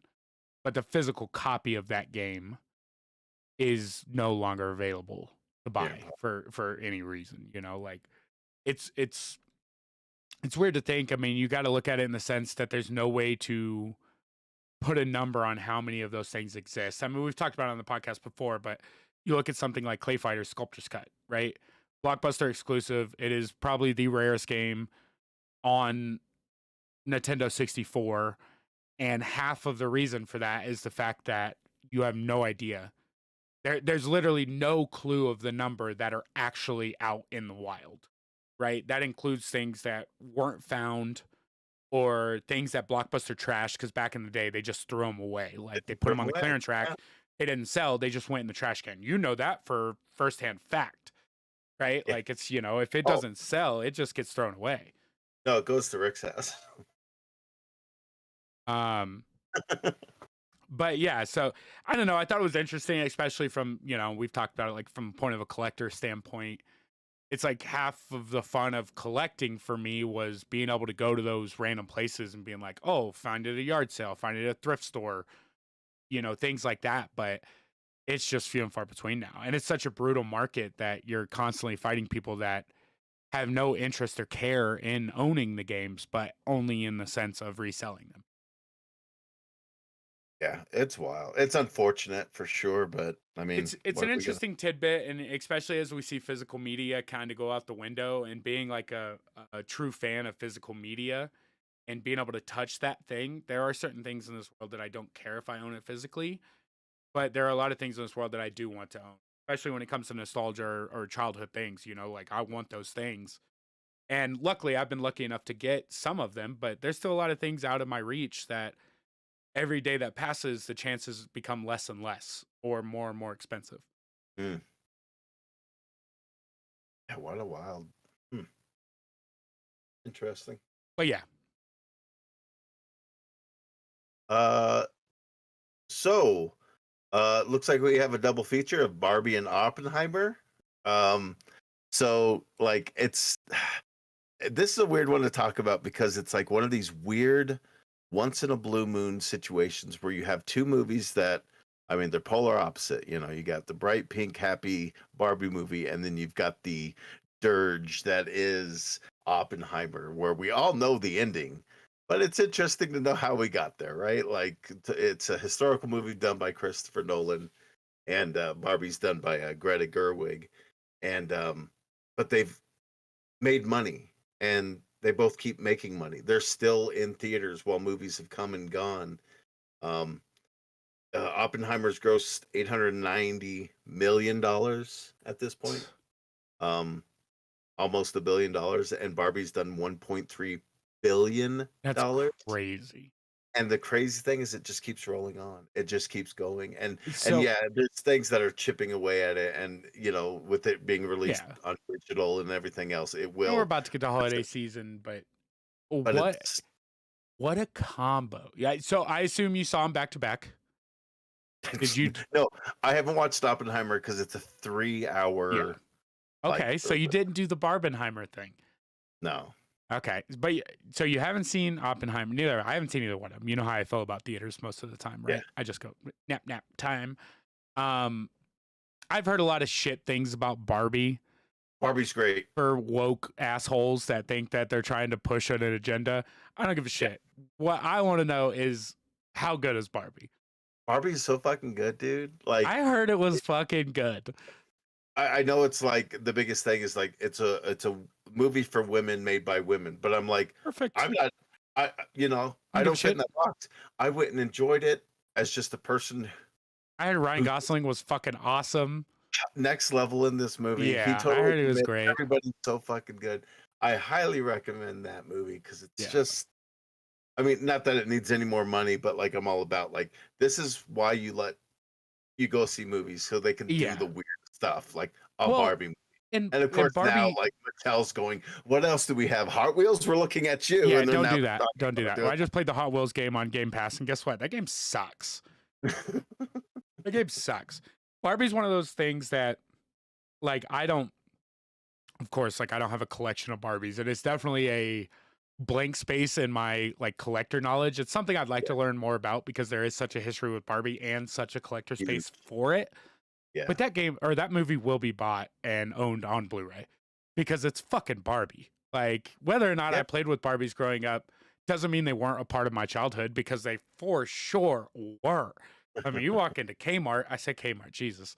You walk into Kmart and there's a Barbie aisle, not a section, an aisle, right? Barbie Playhouse, Barbie Campers, Barbie this, Barbie that. Like, she is motherfucking Barbie. So I'm glad to know. Like, Oppenheimer, same thing for me, right? Like, I'm interested in it, and Christopher Nolan is, I mean, he is that dude, right? But again, you know, I'm gonna disappoint you even more when we get done with this conversation. Remind me. But I want to see Barbie bad. I'll wait for it to come to streaming just because I'm not gonna spend the money to go to the theater and fall asleep in it. Oppenheimer, same thing. I may or may not ever see Oppenheimer. Like, that's one of those movies that, like, could easily just be out of my realm of interest. It's a wild story, and the weird things that had to happen. It's such a specific. I love that actor though. That, like, Cillian Murphy's great. Yeah. But like for the events that had to happen for this all to work was like next It's level. crazy. So Because it's the Manhattan Project, right? Yes, Yeah, exactly. okay. That's what I was thinking. It's the creation of the atomic bomb. Atom bomb. Yeah. Yeah, that's the concept is super cool. Definitely one where It's a 3-hour dark ass movie. Yeah. I'm surprised you haven't seen it, to be totally honest, especially considering the time that you spend at the movie theater and your love. I mean, we've talked about it before, but your fucking love of the theater. I imagine you're like a little kid. I'd disappoint you so much. We're never going to be able to go see a movie in theaters together. And I'm even like, I could just, you don't have to pay for it. I can get you in for free. Like, you and I can go see a movie, and if you fall asleep, it's cool. Neither one of us paid any money. We're going to have to pick and choose a good one then, because we could do that. We'll and maybe be in there with you, and maybe I don't know. I'm not drinking that much anymore. I mean, I rarely ever drink anymore, but maybe I'll just go get shit-faced with you. That'll be fun. Before we jump off the movie bandwagon, I'm gonna put something out that not gonna like too much, but I watched the Dungeons and Dragons movie. It's streaming on Amazon Prime. Oh yeah, that's right. We haven't talked about this, and it's been out forever. It wasn't good. It wasn't You didn't good. like it? I did not What like it. what you like about I think they really missed the bar with some things. I think the casting was bad. Um, I really don't think Michelle Rodriguez was meant for that role. And I'm a fan of Michelle Rodriguez. I really do not think that she was meant for that role. I love Chris Pine. I think he's probably one of my top 10 favorite actors, at least of it? today. Uh, Not a horrible role for him. I think he did great for the role, especially being a bard. And I like the tiefling, the girl that played Barb in It, Sophie the Turner? druid. Yeah. Uh, No, that's not yeah, I don't. right. You say Sophie Turner? I did. No, I that's definitely immediately not no, her. that's No, Game of not all Thrones stuff. redheads are Sophie Turner. Yeah. God damn it. Um, How I forget her name. embarrassing. I had to look it up, but I thought she was good. I thought the druid character was good. I think they really missed the beat with being like they did not make it feel like Dungeons and Dragons. Right? They should have called it D&D Honor Among Thieves, not spelled out the full Dungeons and Dragons thing because they added a dragon in there, which was a bad dragon. Um, and they Sophie didn't. Lilith. So, okay, Sophia yeah, Lilith. I had to. I had to. yeah, Uh, okay. But yeah, I wasn't a fan. I think that they missed a real chance to like do some cool shit with the classes in D&D because like if you're a D&D player, we kind of know what classes they were, even though I still don't know what class Holga was. Um, she's a fighter, Barbarian. barbarian. Uh, Yeah, uh, exactly. But that's what Bar- I'm saying. Like, other than, the sorcerer and the druid, nobody really did anything. Like, even to the point where Chris Pine as the bard never like in any of the fights never used his loot to do something cool, right? Like put the guards to sleep or like they just didn't do anything to make it feel fantastical except for a little bit of the magic. The girl that played damn, I'm blanking her name. The Dark Wizard. Uh, oh, the big bad of it all. yeah, dude, she was great. She was great. Her character was dope. Hugh Grant carried that movie. Like, carried that movie. Yeah. Just in the scene alone where they're drinking the tea and he's like, "Oh, it's hot." He's like, "We must go talk to the kitchen about this immediately. This is." And then Oh, like a couple minutes passes and he's like, "Oh, that really is scorching hot. I apologize." Like, I mean, I'm just dying because it was hilarious. But at the end of the movie, I was like, like, I don't know if I'll ever watch that movie again. The story, there was a bunch of story beats, the way that they deal with his daughter, like some of the stuff with the Tablet of Resurrection, it was, I don't know. It was all, there was just parts of that movie where at the end of it, I looked at Daisy and I was like, that was a bad movie. Like it was just a uh, bad movie, and not bad in the sense that like I love Dungeons and Dragons, right? When the Warcraft movie came out, everyone was like, "Oh, this wasn't good," people didn't like it. And it's like, well, the Warcraft people liked it because they did a lot of things that were based in fan, yeah, like they did things that if you didn't play the game, you wouldn't know kind of what they were talking about, which made it great for me. I thought they chose the wrong story for the general public, but the movie was still good. The Dungeons and Dragons movie, on the other hand, it wasn't that good. it's such a different beast from like Warcraft because it's so open in interpretation, right? Like Yeah. our D&D session is different from Critical Role's D&D Oh sessions, blah yeah. blah blah, so on and so forth. And so it's a hard thing to capture such an open world concept thingy. Yes, there's stories and books and stuff like that, but without going down the Drizzt stuff, like or any of that, like what are you going to do? And to present these characters, are you going to play them first level? But if you do that, then that means the druid shouldn't be able to wild shape 12 times in a row. You know what I'm saying? Yeah, which So I have no yes, problem with there not are being like exact because the druid shit was cool. The owlbear shit was cool.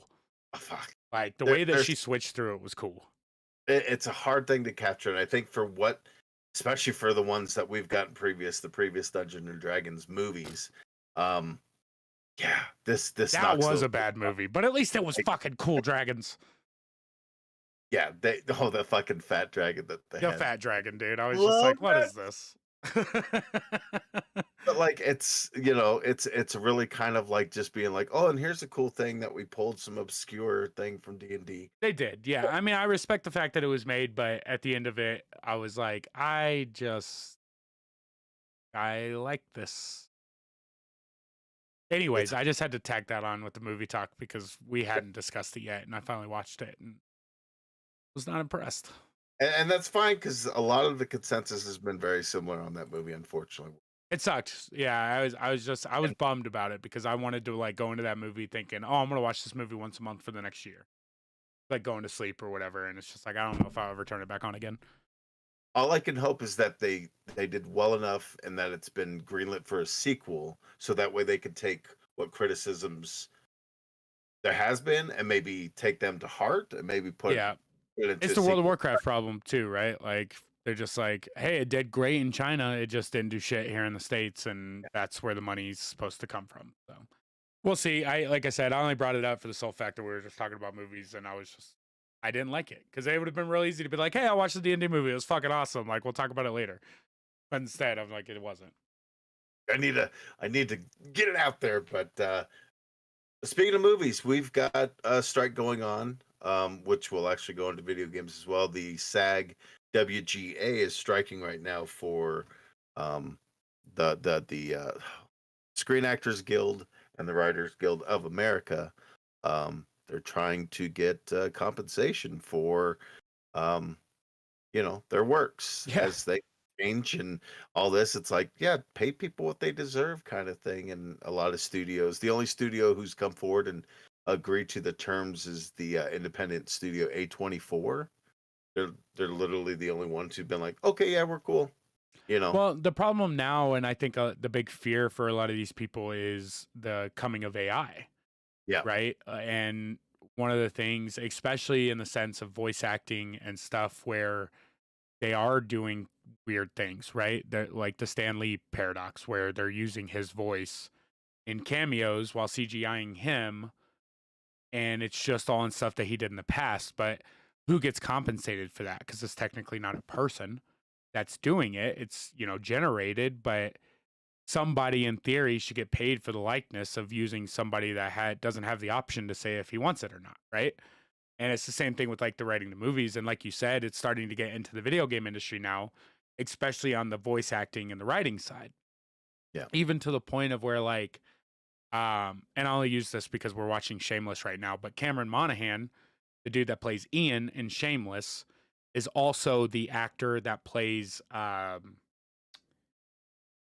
Cal in Jedi Fallen Order, the new Star Wars games. Oh, yeah, So yeah, yeah. that actor, um, everything that is in that game, his voice, his facial recognition, all the movements that Cal does, that was all filmed by Cameron Monaghan. Like that was all Yeah. done by him. And so they're getting to the point now where it's like, what is okay? Like, what can they do? Is everything going to just be AI generated, including the voices? And any likeness or anything is just going to be happenstance. And for the Writers Guild and the Actors Guild, I mean, it's a perfect argument. Like when you're seeing quarterbacks get paid $50 million a year for playing 17 weeks, why say that somebody who's creative? And I'm not saying I personally don't think that anybody deserves to make that much money in a year, but uh, why isn't something like the writers that were doing Oppenheimer or doing Barbie, which has made $1 billion, being compensated somewhat for the success of what they had a hand in doing? You Yeah, because know? it all starts from one thing, and that's typically a writer, whether they're adapting, a book or whatever. It all starts from one place, and it's typically the writer. Then from there, you got the actors, and without the actors, we're not going to be able to see Barbie come to life. So it's all this like, I it mean, all makes sense, and everybody should get paid what they want to, especially when yes, it's like, and the fear of like, well, what do we do with the A style? Yeah, you're absolutely right.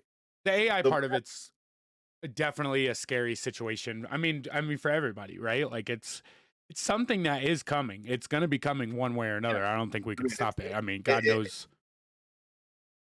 it's pretty well here at this point. Like Yeah, like with Chat GPT and like all this other things that you could easily just Google. Like, oh, I need a piece of art. Oh, I can go to this AI thing and get like professional quality. Or maybe it's yeah. not 100% as good as like an artist, but it's gonna But be I so mean, close. who's to So, say? Right? I yeah, mean, I always thought high art was a sham anyway, and that's just me, right? Fine art and And I've had Daisy explain some of this stuff to me because I mean that's her forte, right? Like that's what whether or not she wants to admit it, she's an amazing artist and she does things that I couldn't even mentally comprehend how she comes up with, right? She'll Oh, never I admit know. it to herself, but she is. And she's had to explain to me why some of this stuff is impressive. And it makes more sense to me why certain people pay crazy amounts of money What's for all what? artwork. Oh, yeah, Oh, is just a this piece of hers? art. Yeah, that's Conshonery, like done Oh by Dave. yeah. It's so fucking good. Like you Yeah. both it. I got So it right next to me. but to a certain extent, I think inflation in the workforce, not in the middle class workforce, but in some of these things that make billions of dollars. So, I mean, you look at it. I mean, I hate to get into politics, but you look at the wealth gap in the nation, and you can almost look in any industry and see that same thing. The Yeah, people that are doing the dirty work and the hard work to make these things good are not being compensated the way that the people who are just sitting behind a desk are, right? And it's like, who really truly deserves that money and what they're fighting for? I mean, look, I can probably speak for this podcast and say that if at any point shit gets real and we have to stop supporting certain things, we probably will, right? Like it's one of those things, but it's crazy to see that it's such a problem, and especially because it's not. It's people that aren't creative saying that they don't need human creativity to still do the same things that they're doing now, and that's sad to hear because without those artists, we don't have anything. I mean, most revolutions are out the window, and it's just like what happens to culture when AI is the reason we have it? yeah. Do we just get hooked up to the machines and they can Turn into use it Wally, dude. for batteries? Yeah, Wally or fucking the Matrix. Yeah, I'd rather be in a Wally world. I think. Yeah, me I too, just. for sure. Yeah, me too. Like, I mean, although being in a fantasy land where you don't realize you're in a fantasy land, Yeah, I mean, he could stop bullets. So. I know kung fu. Um, but yeah, this kind of impacts the industry, and as such, people aren't able to promote projects that are coming up, or they can't promote anything because nothing's coming out. And here soon, we're going to start to feel the pinch for entertainment, and everything's getting pushed back because again, they can't promote it properly, and there's all Well, these there's two things. things that we're really waiting on, right? Like that I can think of, and that's Deadpool 3 Yeah, and Beetlejuice 2. And I think Beetlejuice is almost done filming, so I think we're gonna eventually get that. But I'm pretty sure Deadpool is on hiatus right yeah, yeah. now. So So it yeah, comes. I think it's a realization that sadly people are gonna come to sooner than later now because it is gonna start affecting the stuff. If you're not paying attention to the news, you're gonna start seeing it in real life now. Yeah, because you'll be like, hey, my favorite show has been gone for a year and a half. What's going on? Oh, it's because, well, you know, they're Yeah, not because getting once paid. you tell me that Stranger Things isn't coming out next year, I'm gonna be real pissed. Oh, hey, Stranger Things isn't coming out next year. Yeah, or it's what 2025 maybe? I don't know. I don't know. It's Uh, too fucking long. it's so fun. It's too long.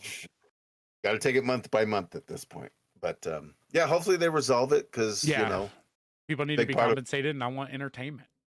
yeah, they should be compensated. And I think my money should be able to go support those who are creating awesome shit to, I don't know, create more awesome shit. Like, Yeah, I it's a hope nice it little get. cycle. I really and you're starting to see it with in the video game industry where I think that these AAA companies that have been doing this stuff for a long time are finally getting hit a little bit more in the sense that some of these indie studios and this kind of goes for video games more so than movies at the time. But like a lot of these indie studios are actually putting out insanely good work, and it Hmm. doesn't have to be a 130-hour video game to be Yeah. impactful, right? I know that strike is about to hit people like, we talked about Hogwarts, right? That's done by a company called Portkey Games, but it's funded by the WB. So WB. Yeah. we're, stuff like that, it's gone. Like that voice acting, all that stuff wouldn't have happened if they were currently doing this. And WB is going to be one of the first people hit in the video game industry as far as, some of that strike stuff goes because they do double dip. Oh, yeah. So I don't know. It's definitely one of those things. We'll have to keep an eye on it because I don't want it to happen. I just hope that they can fucking figure it out and stop being fucking greedy, selfish people. But sadly, that's just the kind of country we live in at this point in the world. So, I mean, again, I'm not going to get political here, but fuck. Which leads us to drink sometimes, Hell like, yeah. fortunately, just- we live in a time and age where, like Eggo Waffles is dropping a boozy brunch in a jar that tastes just like waffles. Oh, I mean, like, what do you mean it just tastes like waffles? It's a cinnamon and nutmeg spice drink. Okay, It I'm was in. inspired by the upcoming holiday season. It almost sounds more like a Like an eggnog? eggnog. Thank you. Yeah, it almost sounds like an eggnog, but it's like Oh, it's called waffle. Eggonog. Oh, hey, right there. Shows you how Oh, I wonder if we'll be able to get this. It's called God, Sippin' I'm hoping Cream. so.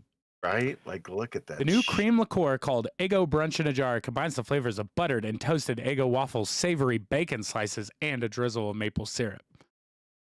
I'm in, dude. I'm Like, kind of in. I wonder, are we gonna be able to get this? You always give me stuff that's like, oh, it's UK. As of this week, Eggo Brunch in a Jar Sippin' Cream is available at retailers throughout the U.S. and can be purchased online in some states. You can visit Sugarland's Brunch in a Jar store finder to see where it's available near you. oh shit! So there's this thing. Mountain Dew's got the hard alcohol. We have yet to get it here in Colorado. Okay, still haven't gotten it. Am I of legal drinking age? Yes. What's this one called? Sipping cream. Eggo. Eggo. Eggo Nog Sippin' Cream. Let's go There's that Eggo one. Brunch in a Jar. Yeah, Let's go that's the 50 new one. miles. Oh yeah, baby. We can get this. Oh, where are we getting it? We can get this. Appalachian. I can get it at High Point Liquors, literally 0.7 miles away from my house. Oh man, you can Let's walk go. there and get it. Let's Then see. Can I sip get it it? on the way back. I think I should be able to get it out by you. Oh, I'm sure. My exact address Bevy's Liquor World in Littleton. That doesn't sound good. Let's see. Closest Two one. Angels Liquors. There it is. Lakewood. Sunset Liquors. Yeah, I got one that's we're cool with it. one, This whole 1.5 miles. That's yep. We're bringing back retro nom nom noms. Yeah, for sure. We're gonna try to bring back a lot of things, but retro nom nom noms have to come.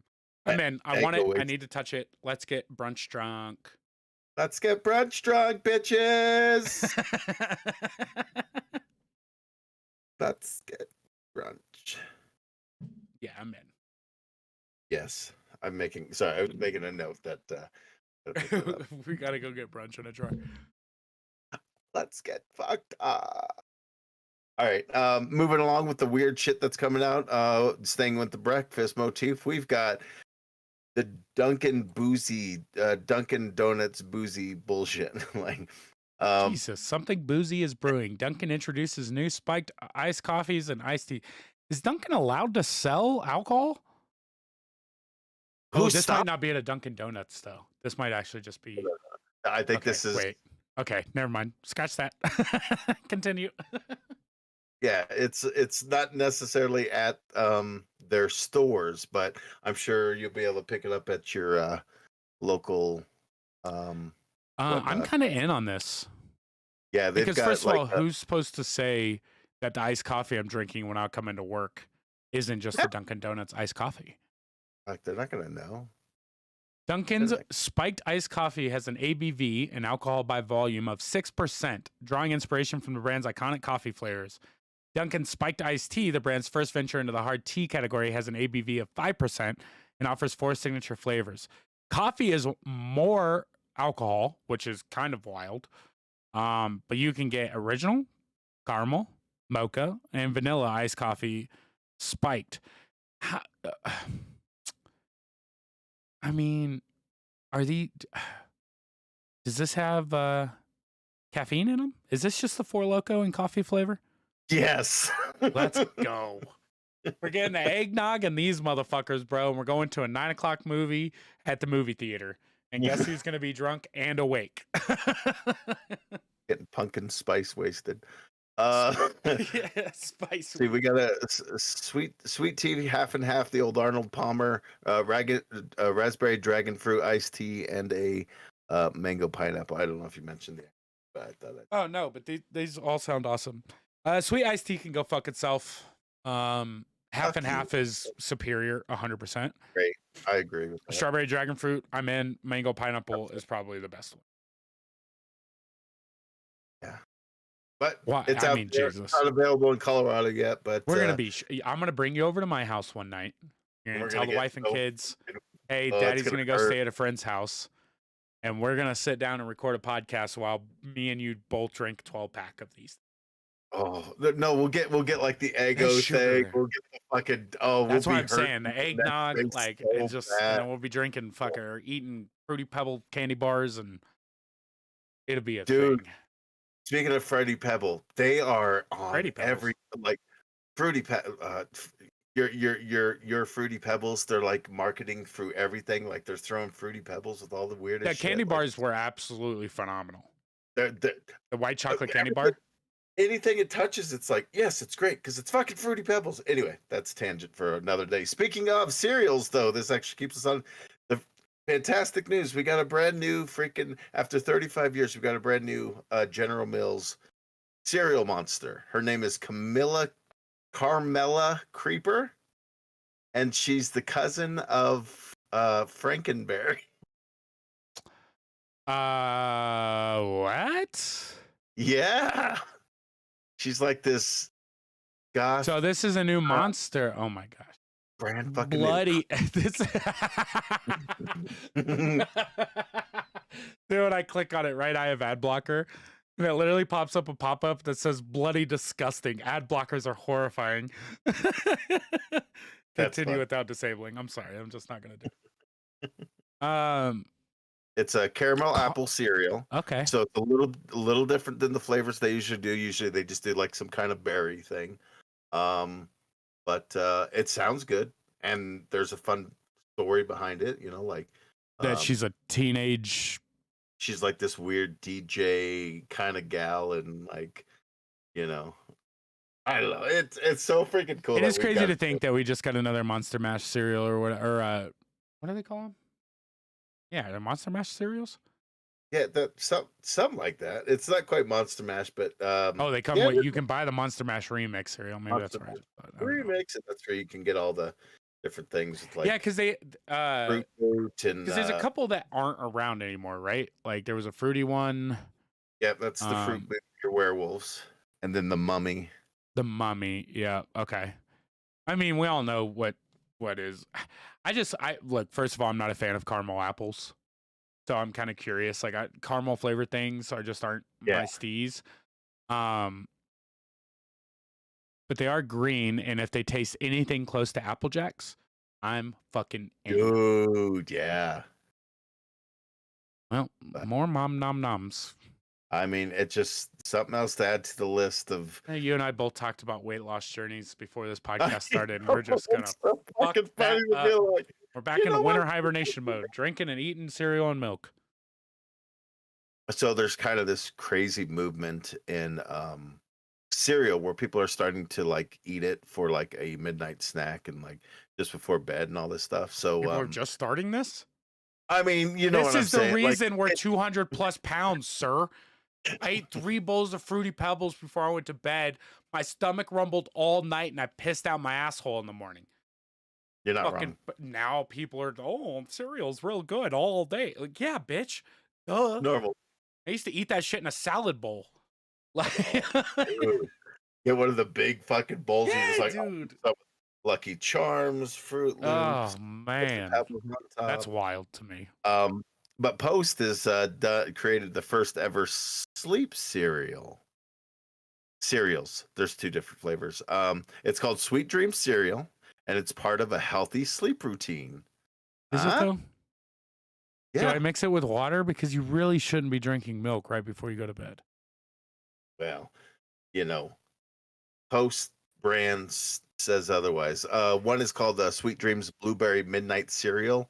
It's blueberry, lavender, and chamomile, and also is curated with vitamins and minerals to support natural melatonin production. That's fun. And then the other is the Sweet Dreams Honey Moon Glow, which is has notes of honey, vanilla, lavender, chamomile, and all the other same stuff to get the melatonin a rolling. Well, I just drank a 0 sugar Red Bull and took 3 Alpha Brain before we started recording this. I'm not gonna go to sleep until 1 o'clock in the morning.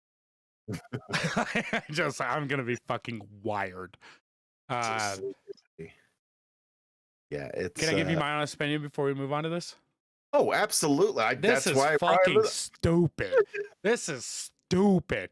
You know this is an $8 fucking box of cereal where you could have literally bought some fucking chamomile tea and the next aisle over mixed it with water and it had the same fucking effect. Instead, what they're doing is they're getting you fucking Fiber Oats 101 saying it's packed full of vitamins to help you sleep, and in reality, it's going to make your tummy hurt and you're going to get so full from eating cereal before you go to bed that really you're just going to pass out, and then all of a sudden you're going to wake up and be like, "Oh, did I sleep well? I don't know, but I'll forget about it when I'm taking a shit." Because that's what's gonna happen. This is dumb. Get this out of my face. This is how do we go from caramel apple cereal to fucking Sweet Dreams chamomile suck my dick cereal? Because it's the world we live in. We've got to cater to all needs. But yeah, you could get a box of it for about $4.50. So about what you'd spend for a normal box. So it's not like it's. Yeah, but I bet it's half the size. I bet it's half the fucking size. No, I bet it's a 7-ounce box, and I'm usually getting 21 ounces of Fruity Pebbles. No, it's 13.5, which is the smaller size. It's not family size. There are smaller sizes than family size? It's not the multi-meal 2-pound fucking bags that you have to fucking, brace yourself to lift up. Come on. This is dumb. What are we doing here? Yeah, what did it get? This is from the same company that makes fucking Oreos. Like, get the fuck out of here with this Sweet Dreams cereal. Love it. That's so dumb. Now the skinny people think they can eat fucking cereal before bed, and the fat people have a reason to eat more cereal before bed. We're all fucked. It's part of my natural sleep routine. If I eat enough Fruity Pebbles, I'll go to sleep too. Like, I mean, I just don't understand the concept of that. Like, it's taking space away for real True Blue cereals. This is not that. Why? But the melatonin. How do you feel about Baja Blast? It's amazing. It is fucking. I don't care. Good. It's not overrated. People can say whatever the fuck they want.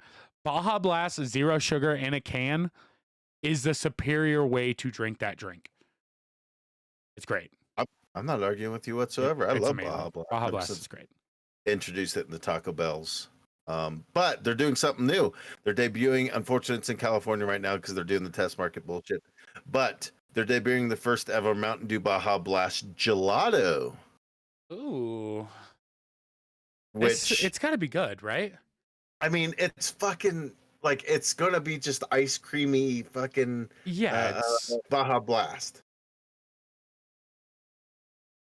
It's yes. How do they test it? Okay, it's I don't know. Fucking test subject. Available tomorrow. Mountain Dew Baja Blast Gelato is being tested at one Southern California Taco Bell for 2 weeks. That's how while supplies last. How are you supposed to get like what kind of test subject is this? I don't know. I mean, it's the general public. Whoever comes in probably gets. Hey, do you want to try the Mountain Dew Baja Blast Gelato? Fuck yeah, put that in my face. Like, I like a nice cold any Baja Blast. So like for it to be frozen, it's just like, yeah, let's go. Yeah, I'm okay with this. I don't know why they haven't done this sooner. So because can't you get the Baja Blast like slushy or whatever at Taco Bell's? Can't you get the Baja Blast frozen?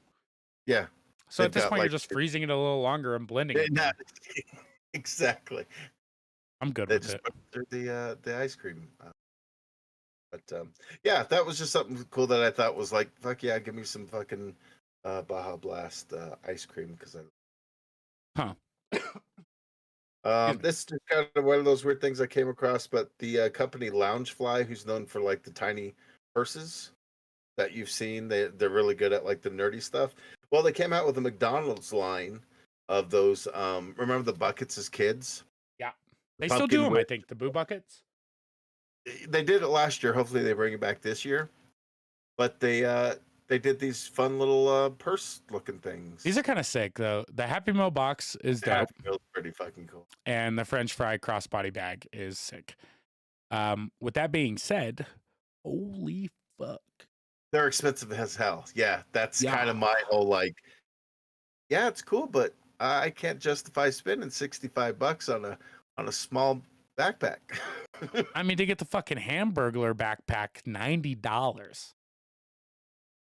I mean, But these are cool, but I mean, I guess, yeah, I mean, they're in partner it's with lounge Funko, wise, so and yeah, it makes sense. that they're yeah.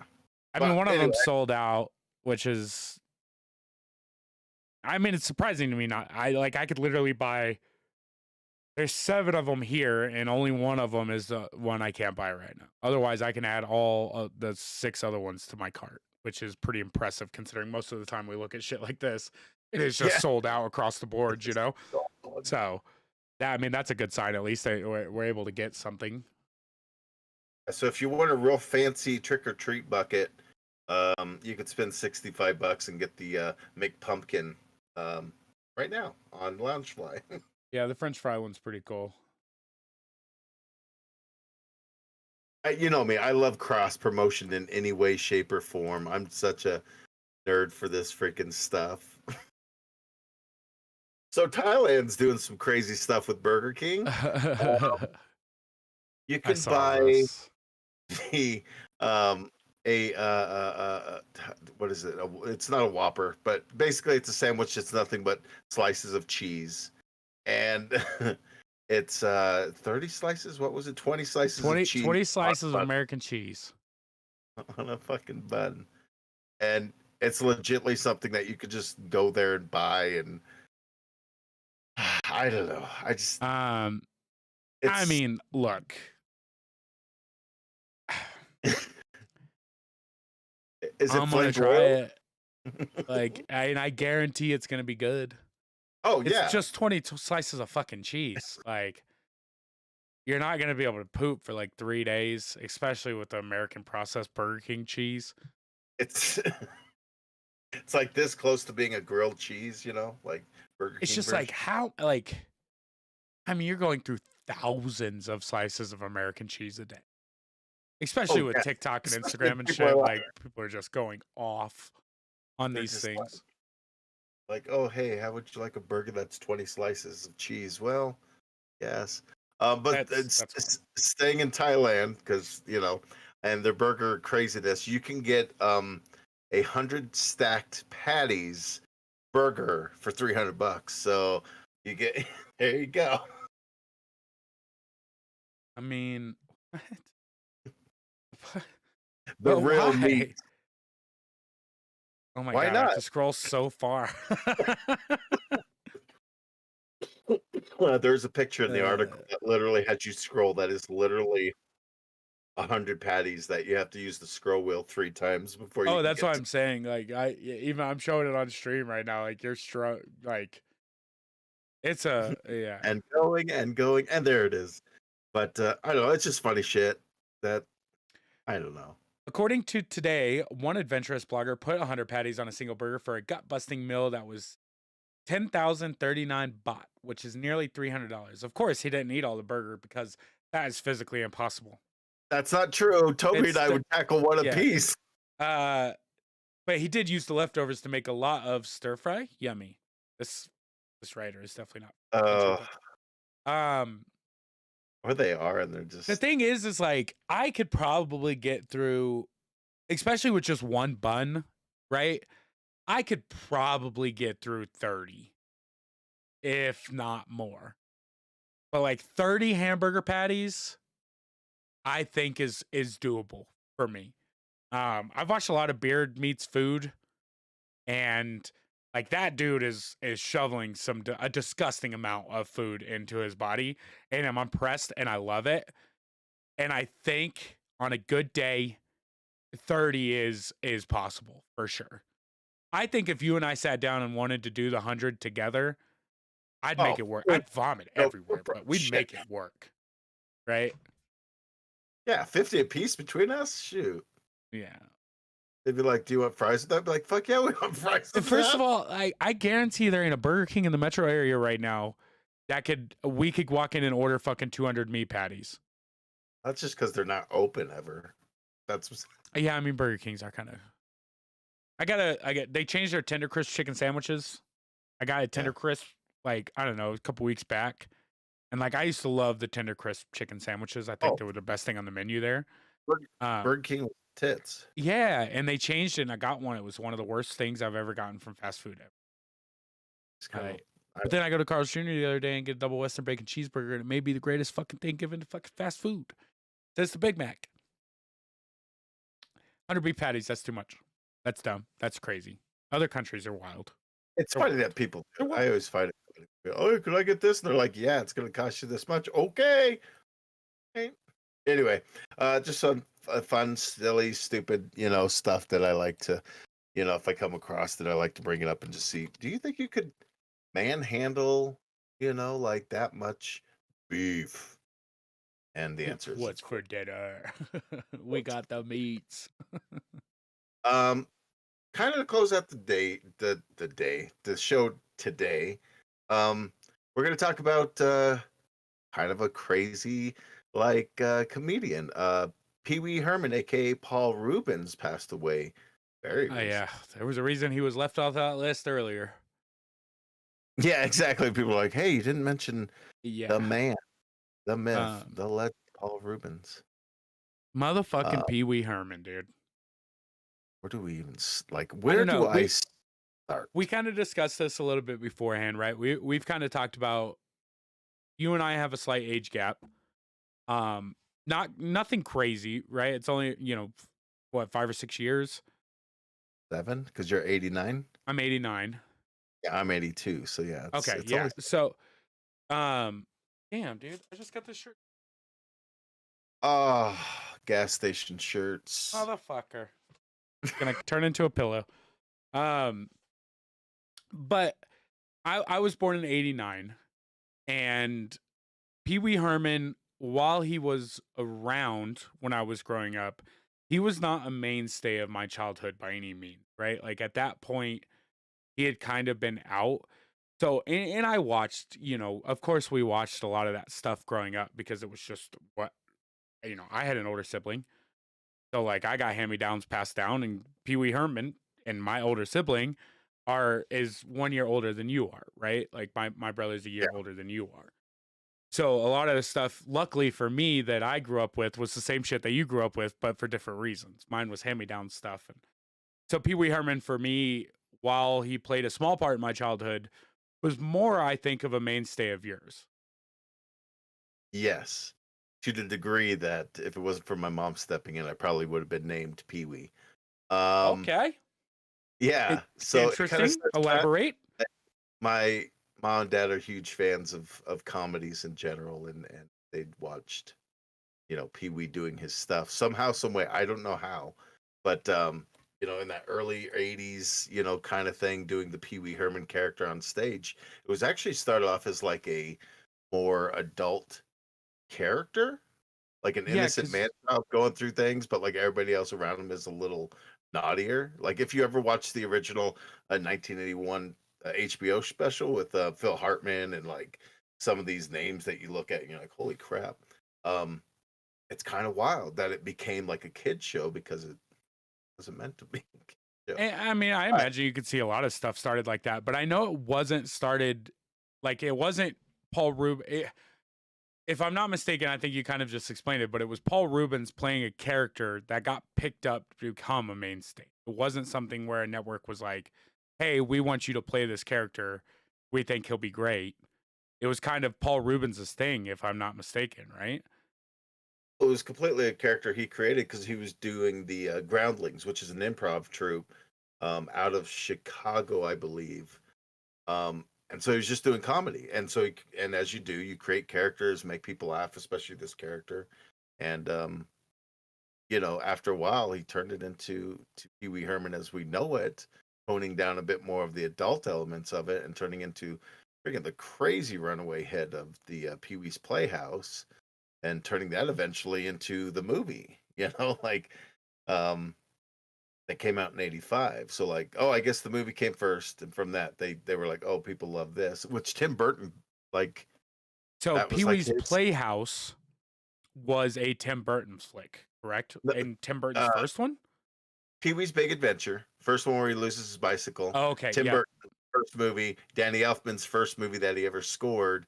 Like this Yes. weird, like holy crap! Like, and for those who've seen that movie, it's wild. And that came out in '85, and then in '86 he got the television show.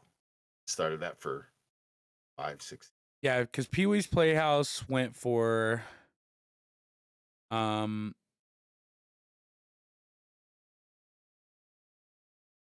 I don't know why it's not just right here. 86 to 91, which is 86 to 90. Oh, okay. Yep. Jesus. I'm just looking at the wrong thing. Oh, you're all good. And then I remember hearing about the arrest.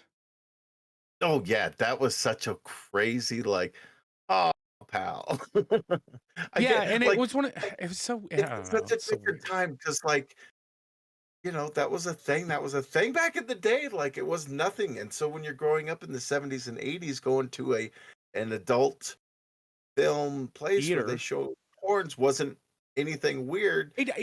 Even today they're around. You can go Yeah. do this right now, today. You can watch. I mean, in 2023, within a half an hour of my house, there's a place where I can go and they will give me a booth and I can jerk off while watching something. As I have an iPhone 11, I have a Retina screen in my hands. I can watch HD whatever I want. And there are still people that would rather go jerk off in a public place. And that's them. I'm not going to kink shame people.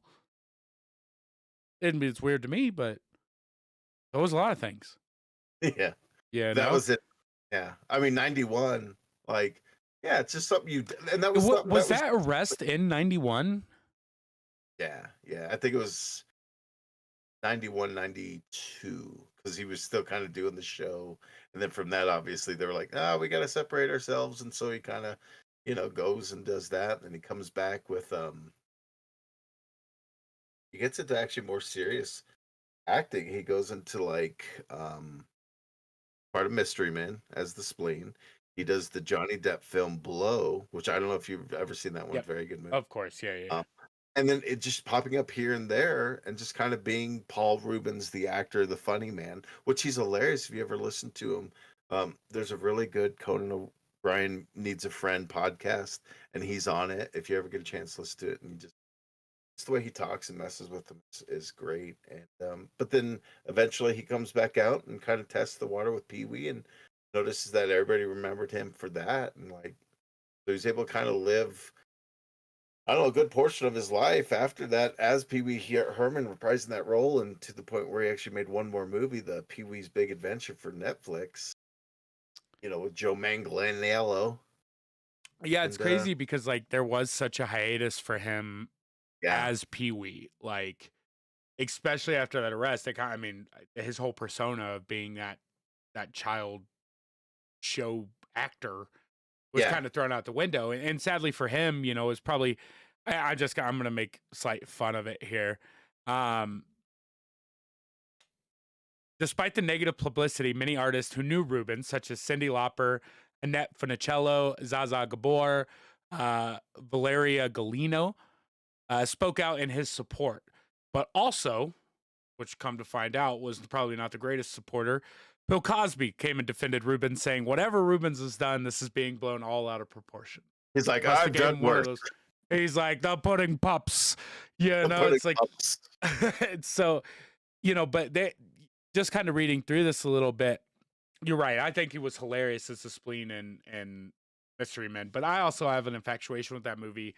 Came out when I was 8 or something, and it's great. The movie I think is hilarious. It's a real anti-hero kind of thing, and a play on what Arkham City would be if everyone was idiots or sponsored, which would be more like the superheroes that we would have today if that were a thing, right? It's not Batman, it's not Superman. It's the guy who still wants to fight crime but can only wield a shovel, or like lower level power sets and stuff. It's such a good movie. Plus he was in Buffy the Vampire Slayer movie. Okay. Fantastic. He was in Tim Burton's Batman Returns. He plays Oswald Cobblepot's dad in that. He was also in Nightmare Before Christmas. He played uh Locke or Shock, one of the boys who kidnapped Santa Claus. He plays one of them. Like he's been in so much Yeah, because shit. that's Like what Catherine O'Hara. Catherine O'Hara, Greg Proops, Yeah, and Paul Rubens were that's crazy. Yeah. let Um, alone providing voices to miscellaneous characters as well. You know, whether again, I'm kind of just reading through some of the stuff here, and it really is. I mean, I mentioned earlier like how technically he wasn't for me necessarily when I was growing up, but like I saw a lot of Pee Wee Herman growing up, right? And like even reading through this, it says that at Spike TV's 2007 Guys' Choice Awards in June, Rubens appeared on TV as Pee Wee Herman character for the first time since 1992. And to think how many times I saw Pee Wee Herman growing up, and none of it was a live version of Pee Wee Herman, right? It's all just reruns and yeah, syndication.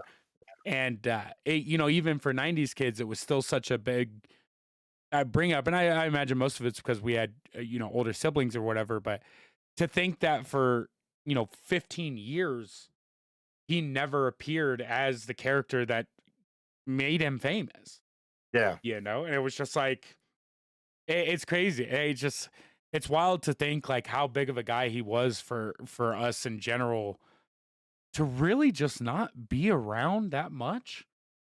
And when he did pop up as anything other than Pee Wee, you had to know, right? Like, Yeah. is Unrecognizable because we're so used to him wearing the Pee Wee hair, makeup, bow yeah. tie, everything else that you're just like, you don't even think twice about it. You're like, oh, that's fucking like first time I realized that like the spleen is Pee Wee Herman was such a mind fuck where you're like, wait, actors could that's what actors do? Like they're not Pee Wee Herman is not a real person. What the fuck? Just that kind of stuff is so like, you know, fun and It is mind. kind of nuts. I mean, like I said, he is like such a wild part of our childhood in the sense that he had his ups and downs, just like most of, I guess, 80s stars at this point are coming out to have. Um, and then to just get to the point where when he inevitably passed, like it was a surprise. People didn't know. We go back to talking about that Chadwick thing where he did the thing that I imagine that I would do, right? And it's just I would silently battle, and then when it came time, it'd be like, "Hey guys, by the way, I appreciate all the love and support. I'll see you in the next one." Yeah. And Because they it was out of you nowhere, know, for most people, I guess. But it is really crazy because I've heard nothing but and I've heard Rogan talk about him. I've heard you hear a lot of comedians and stuff talk about him, and genuinely, I haven't heard that many negative things about him. Like he was a yeah. genuinely funny dude. He was very nice. Apparently, fan wise, he was well accepted and accommodating, and that's hard to say for someone who probably didn't want to go into that kind of line of work that he did, and based in the audience that he had. And instead of being like, I'm not this actor, he was like, fuck it. Like, I'll be whatever actor, Like, if y'all love this, I'll just do this. Yeah. And I respect the hell out of that. I mean, you think about it, like the '80s, there are definitely icons of the '80s: Weird Al, Madonna, some big names and stuff that And for him to be in that, Pee Wee Herman is on that level of like, oh, they're just icons. They'll live on forever. Like way after we're gone, there will still be Pee Wee Oh, Herman, God. and Yeah. to And leave that kind of legacy is wild. well, even to the point of, I mean, you look at, like, I think we're outliers in the sense that we know his real name. I imagine that the majority of people think Pee Wee Herman is Pee Wee Herman. Yeah, Like, to think that I would imagine that a lot of people just don't know the name Paul Rubens. And if you were to say that to someone, very little of us would actually be able to tell you who that is. And that's crazy to think about too. Like his character was so, yeah, he ascended so far above who he was to just be a different person and to take that persona into what, in most people's eyes, is like that's him. It's Pee Wee yeah. Herman playing his character, but it's Pee Wee Herman playing Pee Wee Herman. I imagine a lot of people don't realize that, like, not only was that dude in a lot of other things, and especially things that we love, but That's not his fucking name. It's like it's crazy to think that his character was just such an iconic, piece of pop culture that it transcends generations. I mean, that's easy to say, but that character alone was its own thing. It was a standalone thing. Separating himself from that character was probably the hardest thing in the world, especially as a professional actor. Yeah, it's I don't He's a know. It's motherfucker, unfortunate. dude. Paul Rubens, man, Yeah, he he it's crazy. he did it. He's got a legacy. He's got all the stuff that we can go back and like look at and watch, and then just the Pee Wee stuff, man. That Pee Wee's Playhouse show as a kid was like, just so like, you're learning about like whatever basic science stuff. Like, hey, we can make ice pops from just freezing, you know, juice in Pudding. the fridge, and you can wait a few hours and hey, you got a nice treat. It's like I learned that shit from Pee Wee's Playhouse. Yeah. You know, Fuck the Mr. rubber Rogers' band ball, Neighborhood. the fucking like, it all works together. Where it's like, Mr. Rogers was a bit more subdued, where Pee Wee was fucking a maniac. Yeah, he Yeah, definitely had a little wild tenacity to him, and some of the at least characters the that character did. show. And then him as a person was such a quiet, like, Yeah, thoughtful, very nice and respectful person. But Pee Wee Herman, the exact opposite of him, that kind of worked. Like, it I really is. It really is wild, just like what that character, I mean, was for us. He jump started Tim Burton's career. I mean, you know, yeah, without Pee Wee, would we have gotten what we've gotten from Tim Burton? Like, would it even have been a thing? Like, and even you go back and watch that original movie. You and I kind of mentioned it, but it's like when you think about Large Marge and some of the characters that were oh, done in some of the early Pee Wee works, like there was definitely some adult side to that where even as kids, it was just like, this isn't fun. Like that was not fun. It yeah, was, yeah. it's crazy to Hell, think well, like, art. yeah, it's crazy to think like what that dude, inadvertently did to us as children and look back and be like, oh no, that was cool. Like that was a good part of my childhood where it's just like you said, he not only taught you things, but probably made you a better person because of either not wanting to be like him or being nice and, you know, I'll do whatever. Get in the truck. I want my bike back. Like, Yeah, I just want my I- bike back. That's it. that's all he wanted, and go on this grand adventure to get your bike back for sure.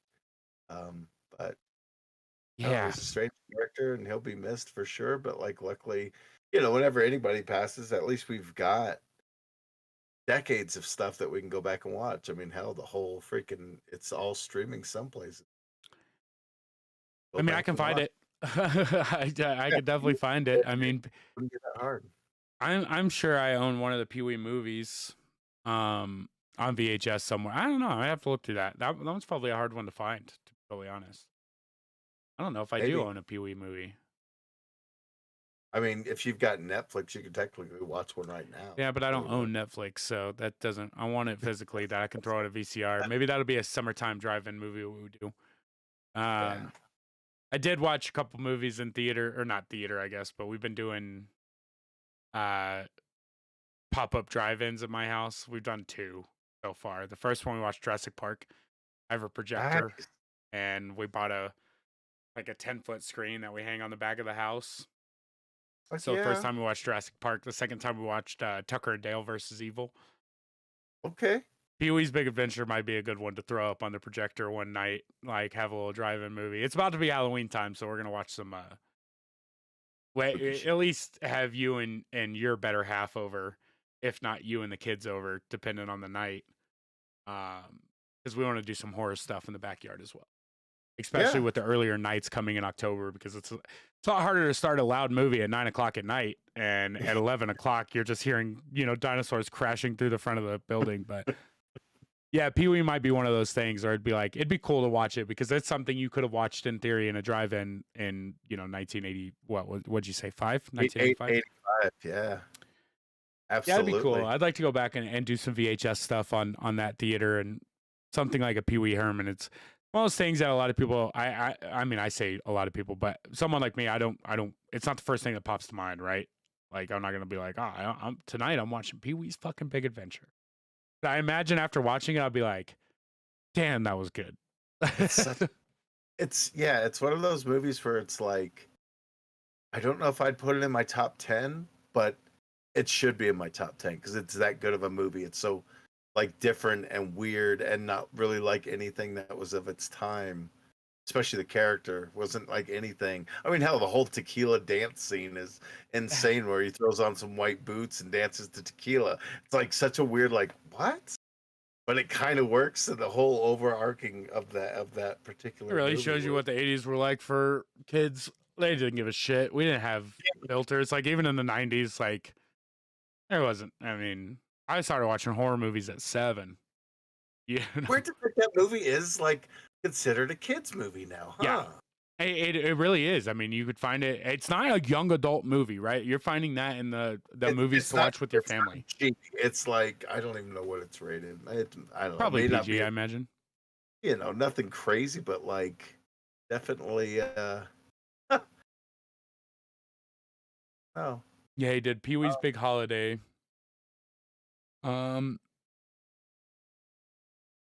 Pee-wee's Big Adventure. I imagine it was like G30. Just at that right time where it's just like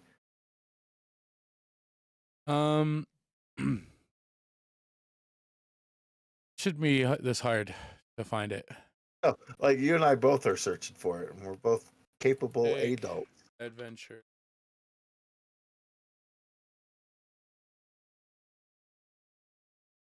God damn it. Google. PG. Yeah. Oh, okay. But there's PG like in you 1985. Dead Nuts on an hour and a half. It's got an 88% on Rotten Tomatoes. Good for you, Pee-wee's Big Adventure. It survived the test of time at this.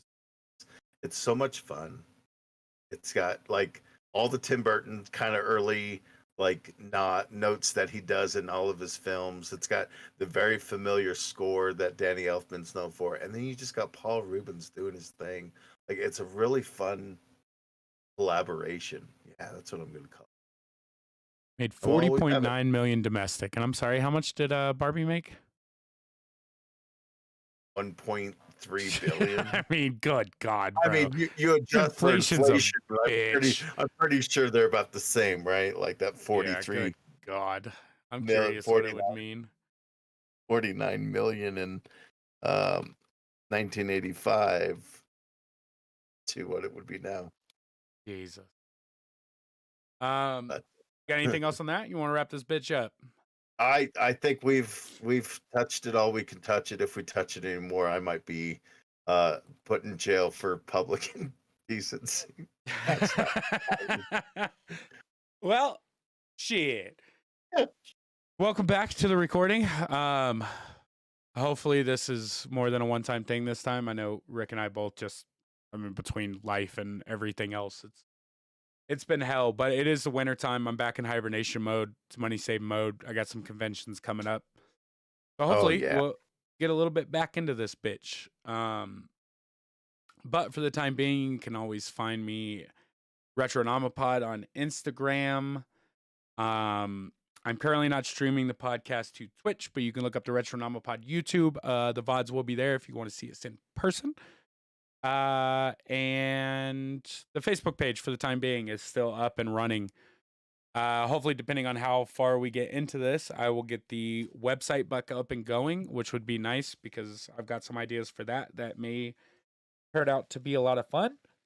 But yeah, that's it for me. I have Retronomipod on most things, and if you can't find that, then you probably don't need to find it. Take us out like we always do every week. That's weird to say. The weird question of the week. What would you do if you cut into a cobbler and a tiny cobbler came out? I don't know why, but I thought about shoes, but we'll figure that out next week. Thank you for listening to this week's episode of the Retronomipod. We love you still, hopefully. still love us. And we will catch you next week. Ish. Good night. Oh my gosh. All right. Stop this. It would be TR, bro. What's good? Is he on? Yeah. That's my. What's good? It's roughly about 123 million today that it made. So not bad. I mean, still back then. You know. The Yeah, project made money hand over this. dick. 69.2. Okay, now to learn how to edit again. That seems like future Toby's problem. I miss podcast. Goddamn. We'll get it. I miss podcast. I miss podcast things. Tuesday night. Okay. Well. Yeah, we'll take a look at that too. Especially with FedEx. I mean, even today, I texted you. Tuesdays are just my get kicked in the dick day. Plus, they're changing up my route a grip. The only reason I like Tuesdays is because tomorrow, in theory, is my light day. I won a pool tournament, by the way. I'm going up in skill and pool.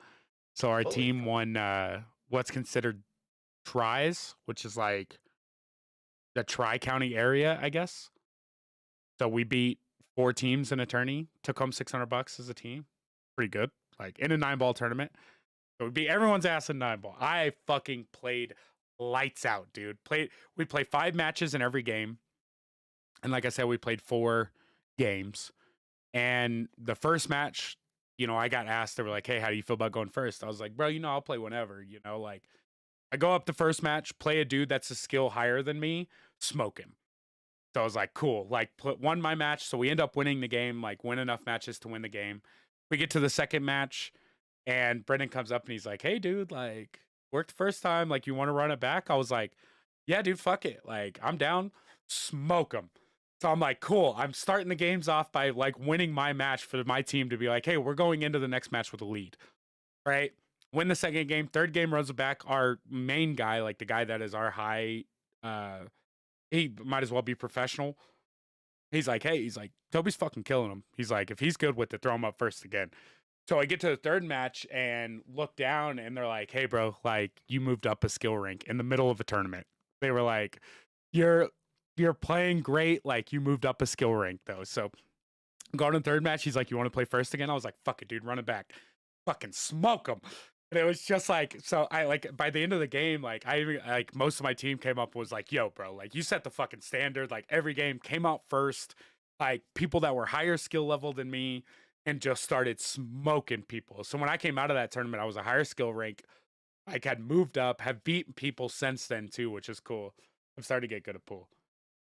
But That's pool on great. Thursdays. I have a bye week this Thursday, surprisingly. There's apparently an odd number of pool teams. I don't like it, but I had a bye week. And then I'm back in Nebraska on Saturdays now. So I'm still working the bar. Oh, okay. I need the extra cash for sure. And it's easy money for me. And I've been playing a lot of golf. So there's that. I got too many hobbies, bro. I fuck myself up. I just too many passions. I want to be good at everything. I don't want to work at FedEx, but I have to do that. So, yeah, we'll continue with the Tuesday thing, and then I'd like to do an in-person one this winter. Have you over? Yeah. Sit at the D&D table and I can see how have some drinks. I'm practically sober nowadays, dude. I drink once a month. Like, I don't drink when I'm at the bar playing pool. I don't drink on the golf course. I don't drink at home. Like, now that football season's around, I'm sure I'll be drinking on Sundays a little bit, going to hang out with the boys. But, yeah, like, I don't drink at all anymore. I've drank 2 days out of the last probably 60. One was for a draft party. One was last Sunday for the first week of football. Like, life's changing, man. I'm so close to being straight edge. And then plus, like, I got this, so I want to fucking this. So eventually, I think still get dreaded. I think I might go pierce my septum for my birthday. Like, we're having at it. My hair's fucking long, dude. Like, it's fucking long. It's almost as long as yours. But out of the braid, I mean, this touches the back of my neck, but out of the braids, it's down to my shoulder blade. I'll be 2 years next month. Jesus. We still worked at Staples when I started growing it up. Yeah. I've had 4 jobs since then. And it sucks. It sucks. But I got Daisy and I got the house, and that's what matters. Hey, that's what we keep her. Good night, Tyler. Appreciate you stopping by, brother. Cancel out the stream too, so. All right, stream. Bye. We love you.